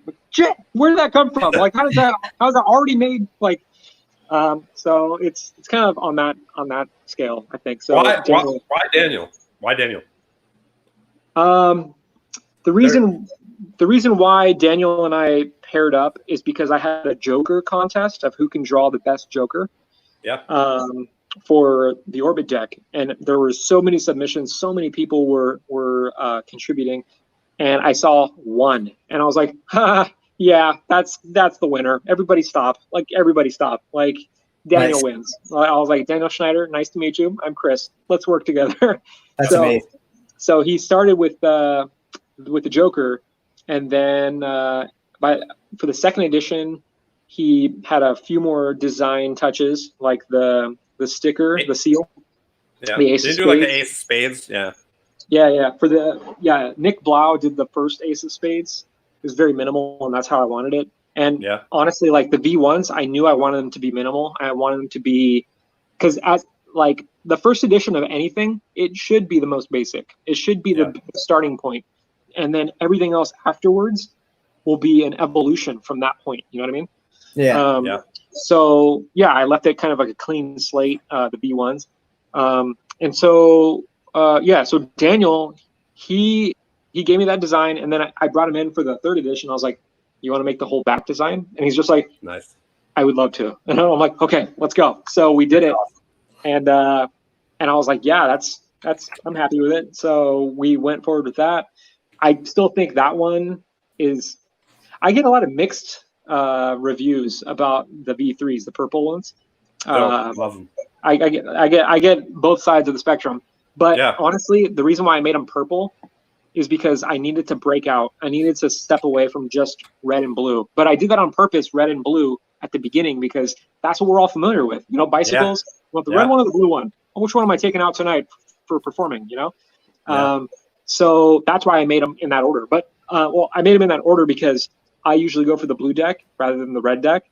My reason is because red feels more flashy. It's more like, it's more like look at me, and blue is more subtle. It's more like more calm. And I felt like I wanted to hit people more with that approach. And that's why the V1s were blue instead of red.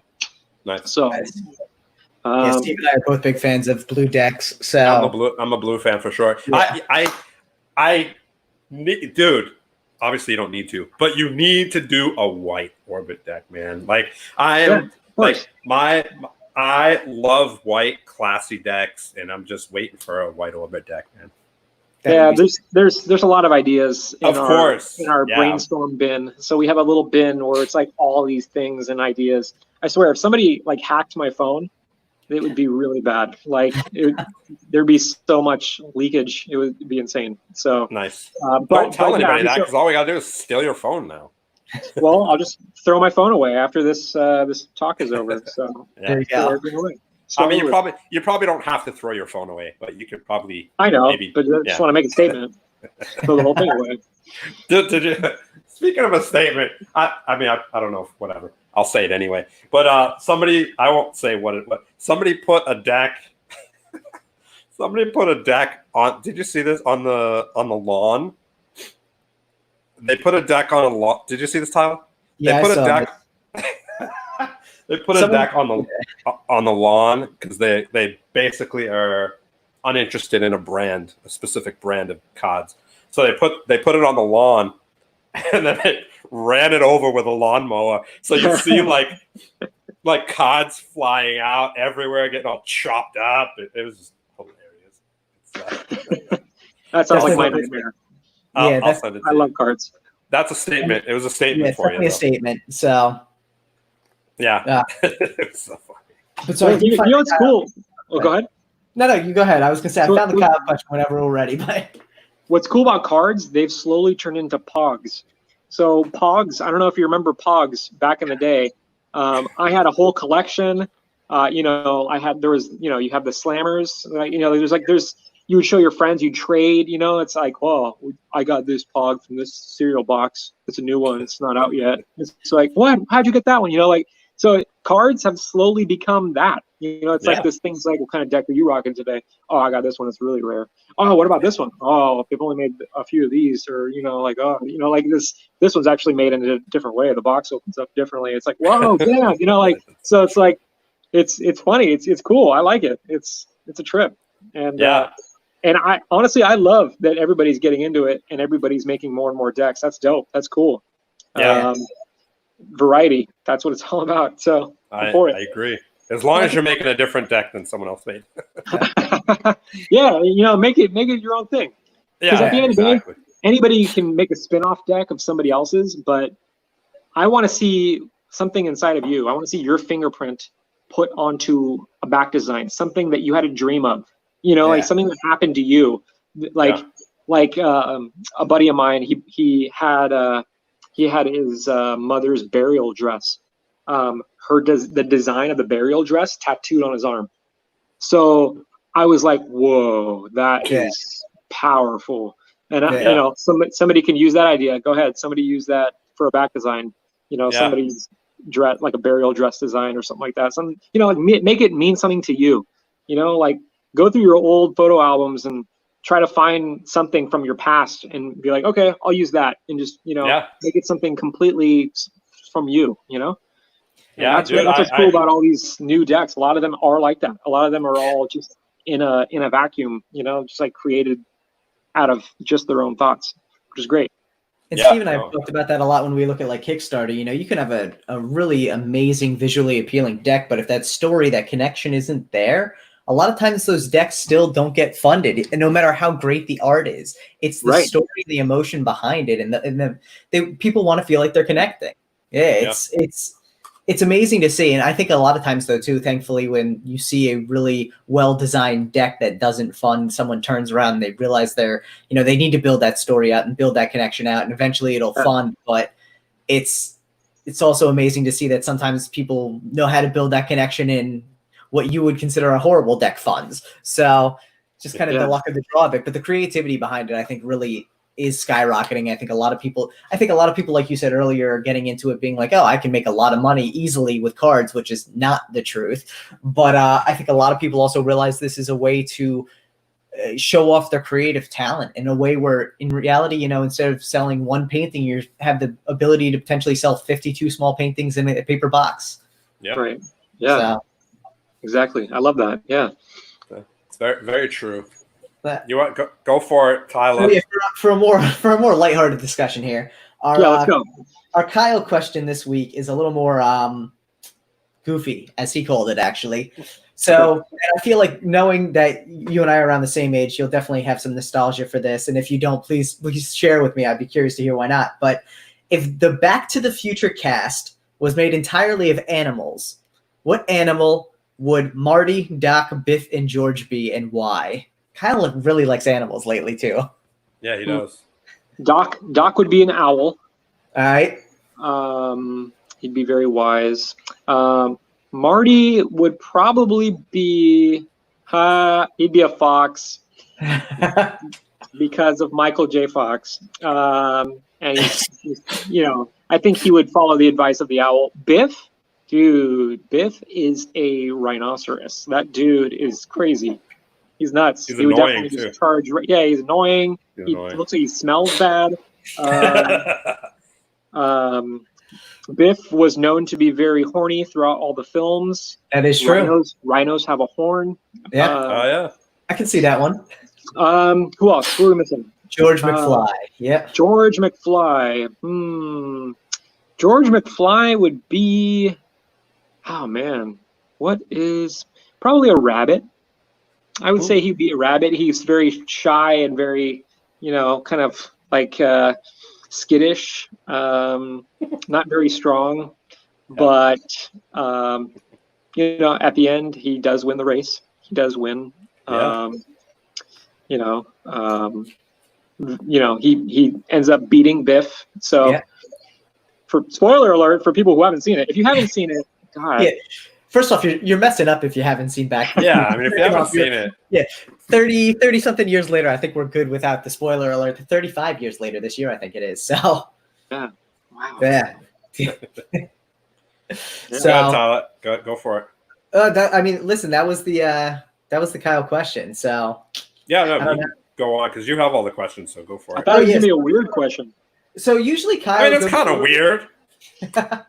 It's not. It's out of the box a little bit. Usually, sometimes they're a little weirder, but I'm fine with that. I'm okay with that. Yeah. What do we have here, though? So Stu actually submitted a question too about sniffing decks and how that may impact your future marketing and design of decks. So I'll give you Stu a question here. Given the sharp and sudden rise of deck sniffing, how will that affect your marketing and design in the future? We'd have to make ads of just people sniffing decks. Yeah.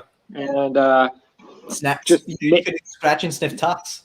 Maybe it's like somebody that lost their sense of sense of smell, and a doctor and a whole team of scientists create something that reactivates, and they get to smell an orbit deck for the first time, and everything turns into color, and that's the ad for the next orbit deck. I don't know. Yeah, but what does it smell? What does the orbit deck smell like? Is it like the pouch packs or what? I would probably put the orbit deck in the International Space Station, let it sit there for a year, and then repackage it, and then that way it's a scent that is from space. How are you going to package it? What's it gonna look like? I don't know, man. Maybe the scratching, the little air fresheners. Yeah. They come in with those plastic bags. You can only rip off a little at a time. Yeah, maybe. Maybe we can make those air fresheners, but we can make them trainers. So they'll be like cardboard, but they'll smell like. So I mean, eventually your skin will start to singe a little bit, and you might develop a rash. But hey, you'll smell good. That's all that matters. Yep. That's funny. That would be an interesting one. Well, listen, if you haven't done it yet, you should definitely figure. I don't know if they've ever sent a deck of cards to space. I feel like they're probably astronaut cards. Yeah, I was gonna say you should send the first cardistry deck of cards to space, though. That would be an interesting one. First orbits on the moon. I've already thought about that. I've been trying that for years. So really, I actually there's several companies, private companies, who are looking to get the first commercial payloads to space, into the moon.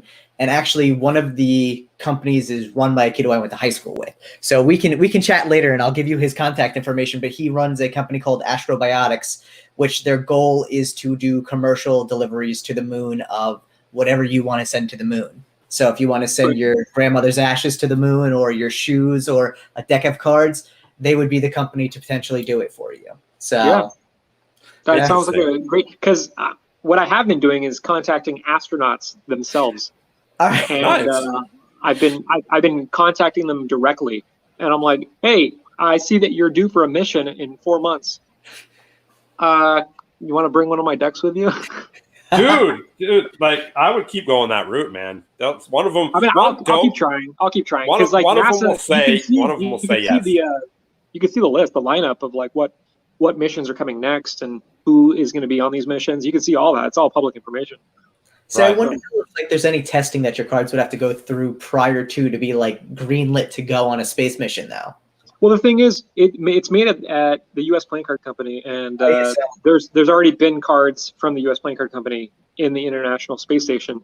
So, but the thing is, it's not so much about the product or the thing itself. It's about the weight. So in space, everything down to like the micro ounce they take into account, because you got to think there's a specific amount of fuel to get you from A to B. There's a specific amount of like, if your payload is too heavy, then you have to readjust. You have to recalibrate. So it's like everything is thought out, like every tiny thing. It's unreal. That's why when you look at all these astronauts, like at the latest launch with SpaceX and NASA, those guys weren't nervous. Like everybody's just like, oh, I can't imagine how nervous they must be. It's like they're not. Like it's a part of them. Like this whole program, they can do it in their sleep. Like that's. It's just normal.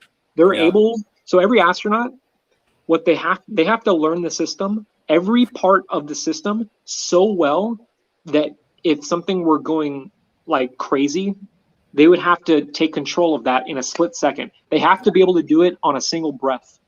So they have to be able to go, oh shit, something's happening, losing oxygen, hold the breath, fix it within that one breath, and and all of them can do that. So when you say astronaut, just know that an astronaut it's like the captain of the ship times 1,000 of every part of the ship. It's unreal. Yeah. So I feel like you may have watched the Chris Hadfield masterclass. I'm just throwing that out. I did. I had a feeling. Yeah. I mean, listen, that's for anyone who hasn't. I'm gonna tell you I think there's a lot of interesting things on the masterclass platform, but that one to me is the one that always stood out to me. I'm like, man, I gotta check this out. So I love masterclass. I'm watching. I'm currently watching. I just watched the Neil deGrasse Tyson one on scientific thinking. Nice. That was pretty dope. I'm watching Samuel L. Jackson's class on acting. Nice. Because for the future orbits, I'm going to be acting in a few of them. Nice. But mainly it's so that I can develop the actors that are going to be in the future films. So in order for me to properly make a film, I have to be a pro at audio. I have to be a pro at lighting. I have to be the astronaut of this film production, right? So I have to say that I can be an expert at every single part, every single like section of the film itself, the whole process from start to finish. So And it's definitely a great resource to learn a lot of those things, especially from people who are so well established in the industries. So yeah, that's for sure. Yeah. I think the next one on my list is probably the Penn and Teller one, but of course, just because I haven't gotten around to watching it yet, and I figured it should be entertaining. So yeah, I haven't seen it yet either. I was watching that show they were doing the other day with on TV, like they were doing it like because of obviously Corona, they were doing it like on YouTube or on their site or something, and it was so crazy. It was like I was watching it, and you saw Teller. Teller's the one that doesn't talk, right? Penn. No, yeah, you're right. No, right. Teller, yeah. I always get them fuckers confused. But no, Penn is the chief. He's very tall. Teller flashed a couple times, and I'm like, oh, bro. It happens, but it was funny because like it for two things. It's really cool because, dude, he's just like any one of us. Like everybody flashes. Like everybody is gonna flash. Yeah, no, but that's the amazing thing about it, right? Because in my head, I'm like, yo, that's Teller, and he's flashing. I'm like, that's awesome. And then I'm like, Teller, man, you can't flash. But like, it was cool to see. There's only one human being on this planet that probably will never flash, and that is Steve 40. Yeah. So I don't know if you're familiar with Steve 40. No. So in the card world, he can do deck switches. He can do bottom dealing. He can do center dealing. He could do second dealing. Anything. He could, like, it's insane. It's like that shouldn't be possible. Like Vernon himself was just like, screw the center deal. You know, like Jesus. Like, and for Steve 40. To just be like, oh yeah, this is easy, you know, like what the hell? That's crazy. Like, so I'll have to look him up. You guys got to look him up. I feel like Steve 40. I feel like, I mean, obviously I don't know him, but for me, the person, and some people might disagree here, but the person that I look at like in that way, I'm like Daniel Madison. Like the way that motherfucker handles like cards in my eyes, I'm just like, how the fuck? Like he'll even show it, and I'll look and I'll be like, I still don't see him doing it, even though I know he's doing it. Yeah, he's great. That's decades of time. And see, that's the thing. That goes back to what I was saying earlier. Is like it's time. Look how much time these people have put into these things. Yeah. And it's like you can't help but respect it. You know, like you can't diss it. You can't say, oh, Daniel sucks. Daniel Madison sucks. It's like, really? If you say he sucks, you have to be better than him in order to say that and to have your words mean something, and you're not. Yeah, I mean, and if you are, you probably know the work that he put into it, so you wouldn't say he sucks. And I think that's one of the beautiful things about like magic, cardistry, all of it. You may or may not like the person behind it, but you respect the skill. Right. Yes. Of course. Yeah. That's for sure. Yeah. I feel like if anybody says Daniel sucks, they're just jealous or something they don't like about him, so they're like, he sucks. Yeah, I agree, 100%. Yeah, but if you could like obviously take your Daniel Schneider out of the picture, but if you could collaborate with anybody dead or alive in the community who was in the community or is in the community, you could collaborate with them. Who would it be? Anybody in the community. Other than Daniel, because obviously you're already collaborating with him. What do you mean? Like collaborating, like work on a piece of your brand. Who I don't want to say a deck because it's not just a deck, right? It's like it could be a deck, it could be right on. So I think I've always looked at Erdnase as this unattainable thing that is behind the curtains. So for those who are listening, who are very young, that don't know who Erdnase is, S.W. Erdnase, so E-R-D-N-A-S-E. So he wrote this book. It's called Expert at the Card Table. And anybody who's into card mechanics, you need to read this. Like it's this fucking hard to read though. It's hard to read. It is hard. It is hard. So, but you have to push yourself. You have to like force yourself to get through it. And then as you get older, you can leave it alone. And then you can revisit it later. You know, like it's. And the thing is, you don't have to take it all in at the same time. Personally, I think the hardest book of all, one of the hardest books, is By Forces Unseen. I think that book is insane. I'm trying to see if I have anything over here that would be, yeah. So By Forces Unseen is this thing right here. If you can master everything in this book, you will be better, like skill-wise, than 95% of card guys. I think if you can master, what's the name of it? By Forces Unseen. Okay, we'll put it in. We'll put it. These are pretty. It's a pretty hard book to find these days. I think they're pretty rare, but they're out there. But yeah, there's a lot of books that I started out on, like Card Finesse by John Rockerbaumer. That was a book that steered me at a young age, and I looked at all the stuff in there. I'm like, whoa, what the hell is all this? So I feel like if you're into cardistry, like there are a few little cardistry-esque things in that book, right? That is old school flourishy stuff, like really old school. Which I don't know. It's I used to read some of these older books, and I'm like, what if you did that, but like this, and like just a little different, you know? And I put my own like spin on it. Nice. So I feel like cardistry, you can do the same thing with that. You know, you can take really old stuff and you can build off of really old ideas.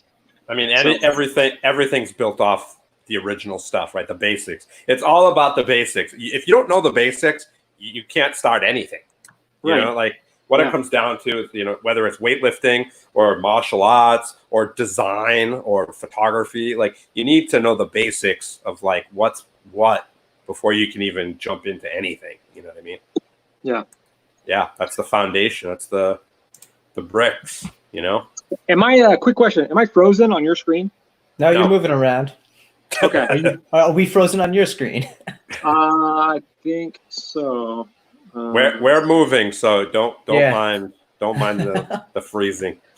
Okay, we can hear you though and see you fine. So, Kevin, well, yeah. So I as long as you guys can see me, let me see here. Oh, there we go. We can see you. Perfect. Okay, we're good. We can see you fine. Cool. Cool. So we got a question in here. What's your thoughts on the evolution of cardistry from XCM? Well, XCM was. It was very, yeah, that was an interesting time. I remember all that. XCM is more basic stuff that is more on a grand scale, like giant fans and like it's. I'm not gonna say basic. It's still like it was still complex back then, but it's different now. I feel like XCM kind of laid the groundwork for a lot of modern cardistry. And I even remember when the term cardistry came about, and a lot of people were like, that's called flourishing. That's called XCM. You know, and it's like, no, it's cardistry now. And then you get all these people who started XCM and they're like, what the hell? No, like it's XCM. Like you're doing XCM. And it's like, no, we're not. This is cardistry. This is like a more broad general thing. And to be honest with you, at the very beginning, I looked at cardistry and I was kind of like, man, that's not really my goal. You know, like I was more into magic. And then, but the thing is, I was including flourishy things within my magic without knowing, like without realizing it. I was into cardistry before I knew that I was into it, you know, like, so I've always had an eye for it. And I've included it in a lot of my videos. Even like my first video that I uploaded was in 2006 on YouTube. So, yeah, it's even. I mean, is all flourishes considered cardistry? So, like, what's a fan? Is that considered cardistry? Like a thumb fan? I'm not a cardist. I'll be honest with you. I think cardistry is an umbrella. It's an umbrella that there are other things underneath it. Like you have isolations, You know, you have crazy like one-handed stuff. You have strictly two-handed stuff. You have, I mean, there's so many variations. There's mirroring, so you can have two hands doing the exact same thing technically, like doing two moves at the same, you know, in the same, to make it look like it's like they're mimicking each other. There's all these tiny little subgroups that you can do, like you can get into. I kind of dabble in a lot of them. Like I'm trying to, for the longest time, everybody said I was just a magician. Oh, it's just a magician, and he appreciates cardistry. But I kind of wanted to shed that skin, and I wanted people to take me more seriously in the cardistry world. And I'm like, this is like my core audience. I want to like relate to them. I want them to know that I'm putting in some effort here. So I'm actually, for the next Orbit Jam, I'm going to be showing some moves that I've been developing for the last like half year. Nice. So awesome. six to 8 months I've been working on these moves, and I think I have like maybe like 12 or 13 of them that I think are ready for the spotlight, but I still want to keep working on them. But it's weird shit. It's like stuff that like I started thinking, I'm like, what's the strangest way to start this? Like I don't want to accidentally step on somebody else's toes that's already thought of this. So I feel like I'm pretty well versed in cardistry and what's out there. My eye is always open because I'm making these Orbit Jams, so I have to have an eye for it. So I have to know what looks good on film, right? So I'm trying to build what I'm creating around that, around what would look dope on film, like on camera. So yeah, I've been thinking of some really very thorough ideas that are very strange, but I think it'll be well received in the cardistry. We're definitely excited to see it. Yeah, I'm excited to finally show people these moves. Nice. Yeah. I always dig like some, I think it's probably the basic stuff. I'm not a huge fan of stuff that takes like, 73 minutes to get into, and then it's like this big thing, and then you close it, and then you start again. I'm more a fan of like the flowy stuff that, like Lego love into ATM, into like stuff that's like to me looks cursive. So playing cards in cursive. So that's what exactly. One thing flows directly into the next. Yeah, I mean, I've said this before, but like the stuff that like you have to take 20 minutes to get into, it's just really like, okay, it looks cool for like the 2 seconds it takes to do it. Like, but the buildup is longer than, it's just kind of jerky. Yeah, I like the cursive. Yeah. So one of the questions that came through on the chat that was, how do you come up with like the stuff, and like what helps you to do that as it relates to the cardistry moves you're working on, especially coming from, I think you said, being more of a magic background and getting into cardistry now as part of, the Orbit Jam. Like, what have you been doing to really help yourself develop these moves? I would say the best advice I can give somebody is, so I'm always with a deck of cards around me, with me, on me, always. So it's like every day. So every day it's like, I remember the first time I hung out with the Buck twins, and it was like, it was a long time ago. This might've been like, I think it's 2007, 2008, something like that. And I remember being in the car with Dave, and Dave was just doing one-handed cuts while he was just talking to me and driving. I was like, oh, okay. And then he started driving with his knee, and he's just doing two-handed stuff, still talking to me like, okay, so later what we can do is we can go blah, blah, blah. I'm like, okay, the road, put your hands on the wheel. And I was like, okay, he knows what he's doing. So, but see, that just goes to show if you are spending more time with cards than everybody else, it will show. Yeah. Like it will show. And what I tell people is, if you want to be known, there are 3 things you have to do. There's 3 approaches, 3 bullet points. Number 1, create something that's never been created. So you make something that is just like a crazy concept that you dreamt of. I don't know if you're familiar with the Wonka Vision Transpo that I released some time back. So the Wonka Vision Transpo, it was a dream. It started out as a dream. And I'm like, that's impossible. That's not possible with cards. But if it were, how would you do it? So I built it from a dream. That's so. It's a transposition. It's 2 cards changing places with 1. So I show you as fair as it can be 2 cards, like 2 kings over here. And then I show you 1 card over here, or it's the other way around. I show you 1 card, set it down. I show you 2 cards, set those down.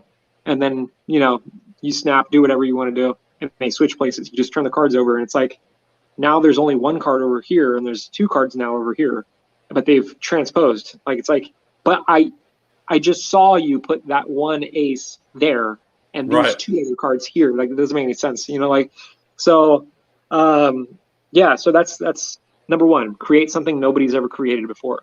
Number 2, do something better than anybody else can do. So like there are some people that have spent decades on 1 move, the SWE shift. Yeah. 1 move, decades, like, and that shows, So, do something better than anybody else can do. The DPS, man, that's tough. Yeah, the DPS is very hard. Yeah. I do it all. I'll literally sit there in front of the TV with my deck of cards and be constantly. And I'm like, I'm still not fucking getting better at it. It's like, it's so hard. And that brings me down to the 3rd one. Do something that nobody else can do. So that one is like one of the hardest ones. If you can do all 3, that's insane. Like, it will be impossible for people to ignore you if you can do all 3 in 1 sequence, in 1 video, in one go. And I actually made an attempt to do all 3 in 1 video. If you look this video up on YouTube, it's called a difficult sequence. So yeah, difficult sequence. And it includes below too. Yeah. So it includes like 5 moves that I created, all linked together, like cursive. So one that leads directly into the next. And I'm not a cocky guy. Like, I don't like to brag. That's not my style. I hate it. But I will say, I don't think anybody can do that, what I did in that video from start to finish, exactly how I did it. Not yet, at least. I do think that it can be done, obviously, because I did it, and it's like, that's how I see it. What one man can do, another can do. Totally. But I think I'm willing to say that is one of the hardest sequences that I've ever seen with a deck of cards. So if somebody in the comments can duplicate what I did in that video, you will have my attention. I will bow down to you, because that's insane. Because like the amount of time that I took, I know how hard it was for me to come up with that and to do that and to execute it and to actually make it look good. It took me, I did like 30 takes, and I think I ended up using like take 16 or 17. But nice. but it's so hard, and I still look at that today and I'm like, holy crap! Like, I don't even know if I can do that again. Can you still do it? Can you still do it? I think I'd like to say I can, but I haven't tried that in so long. I don't know. So it's insane. William in the chat, that might be your answer to the question you want me to ask, buddy. Just do this move that he did. But he wants to ask, will you do orbit auditions? Like Orbit Jam for auditions? Orbit Jam auditions, yeah. Yeah, I think that would be cool. I had that idea a while back, a few years ago. But I don't know. There's something I haven't fully figured out the blueprints to that and how I want that to look. Yeah. Because my selection process is very particular. There's only actually been one person in the whole Orbit Jam lineup that has ever asked me, and I said yes. Everybody else, I went out and grabbed them. So there's only been one person, Nikita. So I don't know. How about me, buddy? How about me? Yeah, you're in. That's all. That's all I need. So I'm extremely picky. I'm very particular. It's like I have to be like I'm like almost obsessive, you know. So everybody that's been in an orbit jam, it's because I saw something that they did. I'm like, whoa, that's weird. Like, let's take that and put that into film. So very cool. That's what the next one's going to be too. So, and Chris said he said his name is Chris as well. Okay. What day of the week was June 5th, 1902? Oh my God. Okay. Wow. Putting me on the spot. Let's see here. Okay, what was June 5th, 1902. 1902. I believe that was I think it was either a Thursday or a Friday.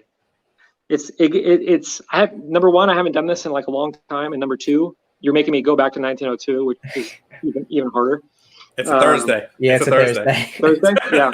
Yeah. That's still impressive. I had to Google it to find out. So. Well, what year were you born, Tyler? I was born in 1985. What month? April. April what? 5th. You were born on Get a the Friday. fuck out of here, really? Yes, I was born April 5th, 1985. I think I was born on a Friday. Yeah, you're born on a Friday. You'll turn 65 on a Tuesday. If you were born 100 years prior, that would have been a Sunday. That's crazy. What about mine? March 5th, 1975. 75. You said March. Yep. March 5th. That was it's a Wednesday. Fuck off. Dude, you know what? That's the coolest fucking magic I've seen from anybody on the show, all right? Yeah, it was a Wednesday. Kyle said You'll die on a Friday. Kyle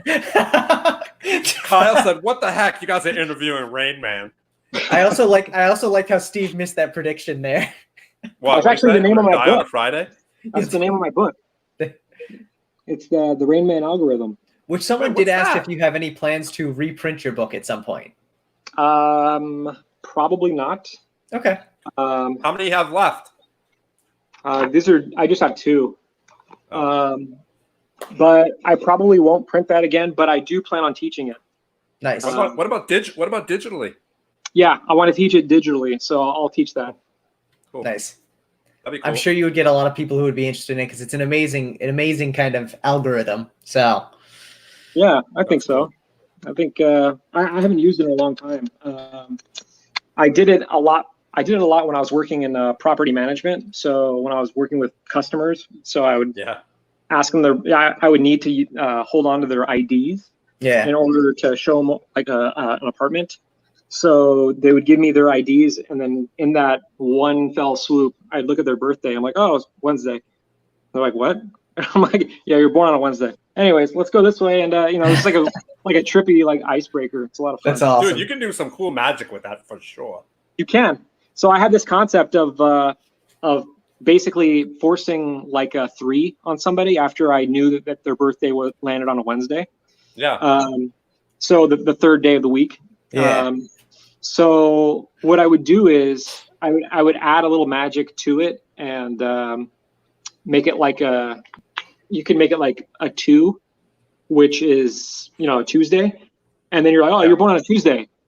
That's what the 2 means, and you set the 2 down, and they're like, oh, and we all look it up together, like, oh, actually, that's a Friday. And you're like, oh, I'm sorry, you're gonna turn 65 on a Tuesday, and so Friday, that's 5, right? That's actually the card that I put down. And they turn over the 2, and it's a 5. And they're like, "What the fuck?" So I had that idea too. So that's sick. That's cool. That's That's all in your head. Some great stuff. You don't need a system. You don't need it's the simplest method ever. Really? So far. Yeah. And I made it not because I'm smarter than everybody. I made it because I'm not as smart as all these mathematicians that think on this super complex scale. And I just looked at it way more basic. I'm like, duh, why don't you just do it like that? And then they're awesome. like, that's too simple. That wouldn't work. It's like, no, actually, it does work. See? That's funny. That's amazing. So, That's cool. Yeah, I'd love to check it out for sure.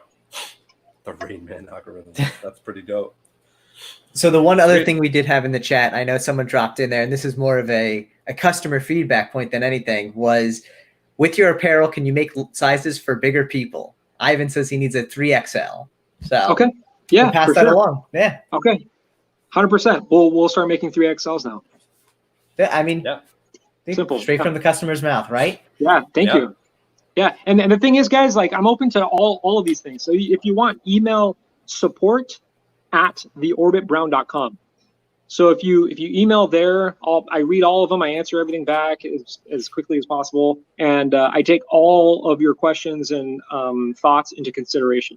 So it has to be that way. It has to be a culmination of, like, I have to build everything around everybody's needs of what everybody wants. So you tell me. So yeah, 3XLs.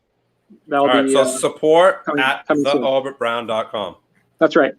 All right, so I'm gonna so support at theorbitbrown.com. Hey, Chris, can you please create a white orbit deck? Okay, cool. There you go. But it's there. Okay. One of the other questions I saw pop up a couple times too was excluding orbits, what is your favorite deck? Oh, cool. Yeah, that's a good question. I think Arcos. Okay. Nice. So the Arcos, that company originally was called Arrow Playing Cards, I believe. Wow. So they started in the 20s, if I'm remembering this correctly. And what day did they start? No, Tuesday. So they started making playing cards to combat the U.S. Playing Card Company.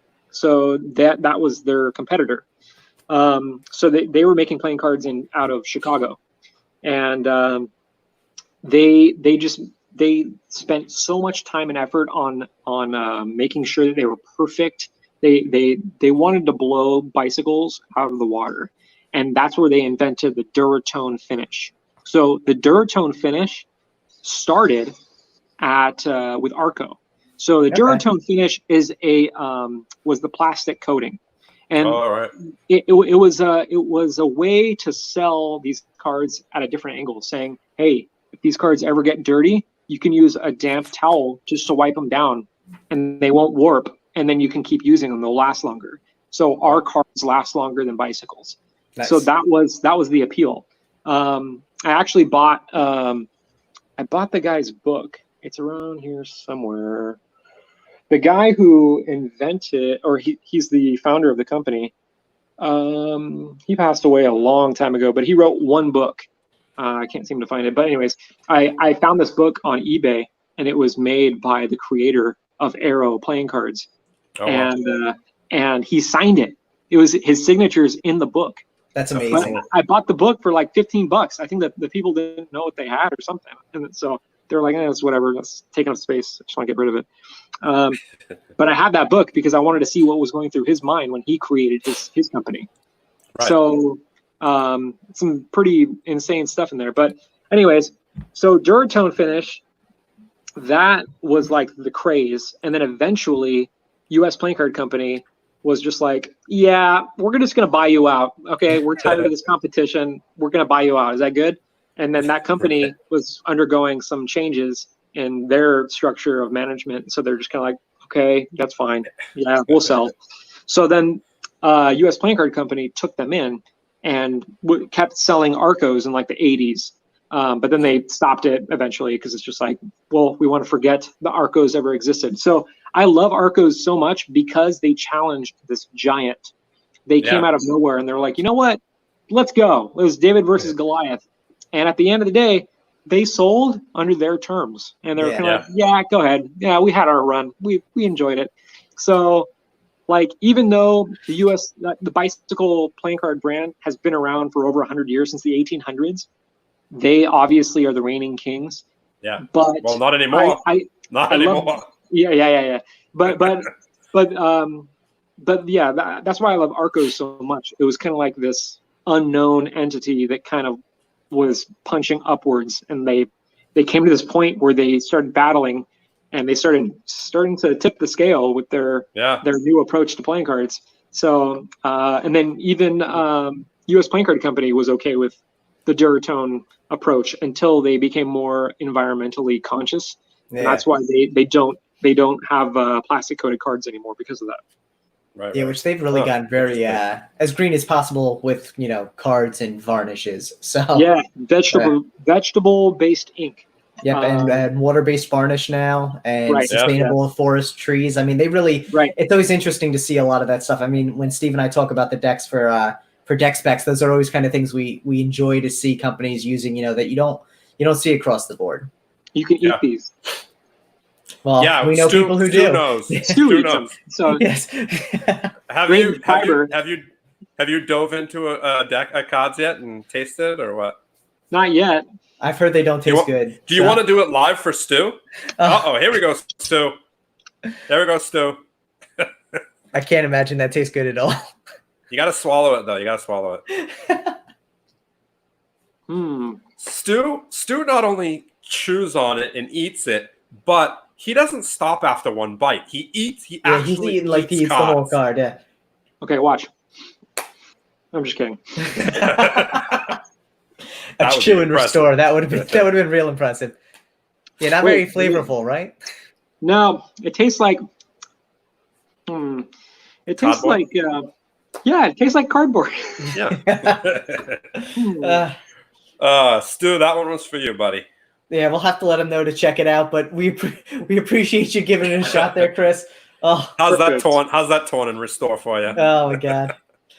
I think you need to restore some of the ink still. Yeah. Be really easy to find. Do us a favor. Sign that card. and we'll give it away to somebody. Okay. Yeah. We'll give it away. We'll do a little giveaway or something. Yeah. You can keep the chewed part though. Yeah. You sure? Yeah. You can put it in like a baseball card sleeve or something. Okay. Oh my God. Actually, speaking of giveaway, don't we have a winner of a giveaway to announce? We do have to announce a giveaway winner. For anyone who doesn't know, we posted a new logo for Deckin Around last week. You'll see some of the new branding on the overlay for the show today. We had originally done a contest to share the giveaway, and we picked 10 winners out of that. The second part of that was we actually had blurred decks on our logo that people had to guess. There were 12 decks there. One of them was the Orbit. Yes, there was an Orbit V5 on the logo. So we actually had, you can see the side of the box and it says 5th edition. We actually had a 3-way tie. 3 people guessed 6 decks. So we put those in a little wheel spinny thing, and if you take a look at the bottom, I don't even know who won yet. I know. I kept it from Steve too. So if you take a look at the bottom of the screen, you'll be able to see tonight's winner. So congratulations, Diesel Illusions. So Kyle, good job, man. Congratulations, Kyle. Hit up Steve. I'm sure he knows your address, but hit him up and he will send you the 3 decks there. Of course, the fucking doodle is in Canada wins. Yeah. He also literally just said, "Here we go, Matt will win." So, what I have to say, kudos to everyone who managed to even guess 6 decks. Steve and I, when we were filming the announce for which the decks were for our Monday video, I got it wrong. So, kudos to everyone there. I think being able to tell what the decks look like from a blurred logo was impressive. I don't know if I still have it up here. I don't, but it was a tough task, and I think being able to identify your favorite decks from just color alone and potentially some shape was awesome. So thank you to everyone who participated with that. We really appreciate it. We'll try and come up with some new, fun, exciting giveaways for everybody. Yeah, we'll think of something for that cool chewed up card. Yeah, I mean, if you can sell bathwater, we can sell that. Yeah, dude, I'm sure if you find some cool way to put like an O in there, somebody will do it. Like, I mean.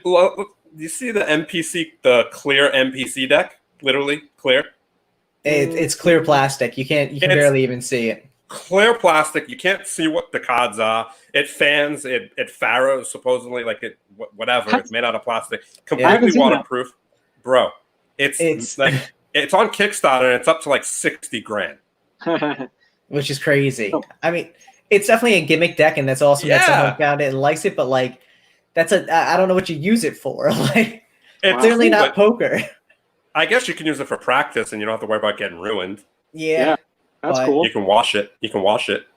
Always interesting to see the innovation in the community, right?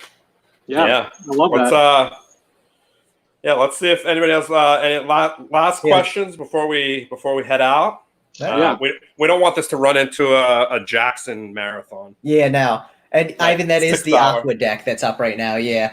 So I'm I don't know if I'm sure most people can see that I'm in a different location. I'm sitting on the floor in my living room because I'm having internet problems, and this is close to the router, so I can't sit on the floor any longer. Well, thank you very much for everyone who tuned in today. Chris, thank you so much for coming on the show and sharing some of your insight and your journey with the people. I think we had a good discussion ahead of time that a lot of the purpose of this show is to really humanize people who are kind of idolized in the community and show that, you're just a regular guy with 2 golden retrievers who goes to the dog park and picks up shit. Yeah. So. Sometimes. I play Call of Duty. I'm just a dude. I'm a dude.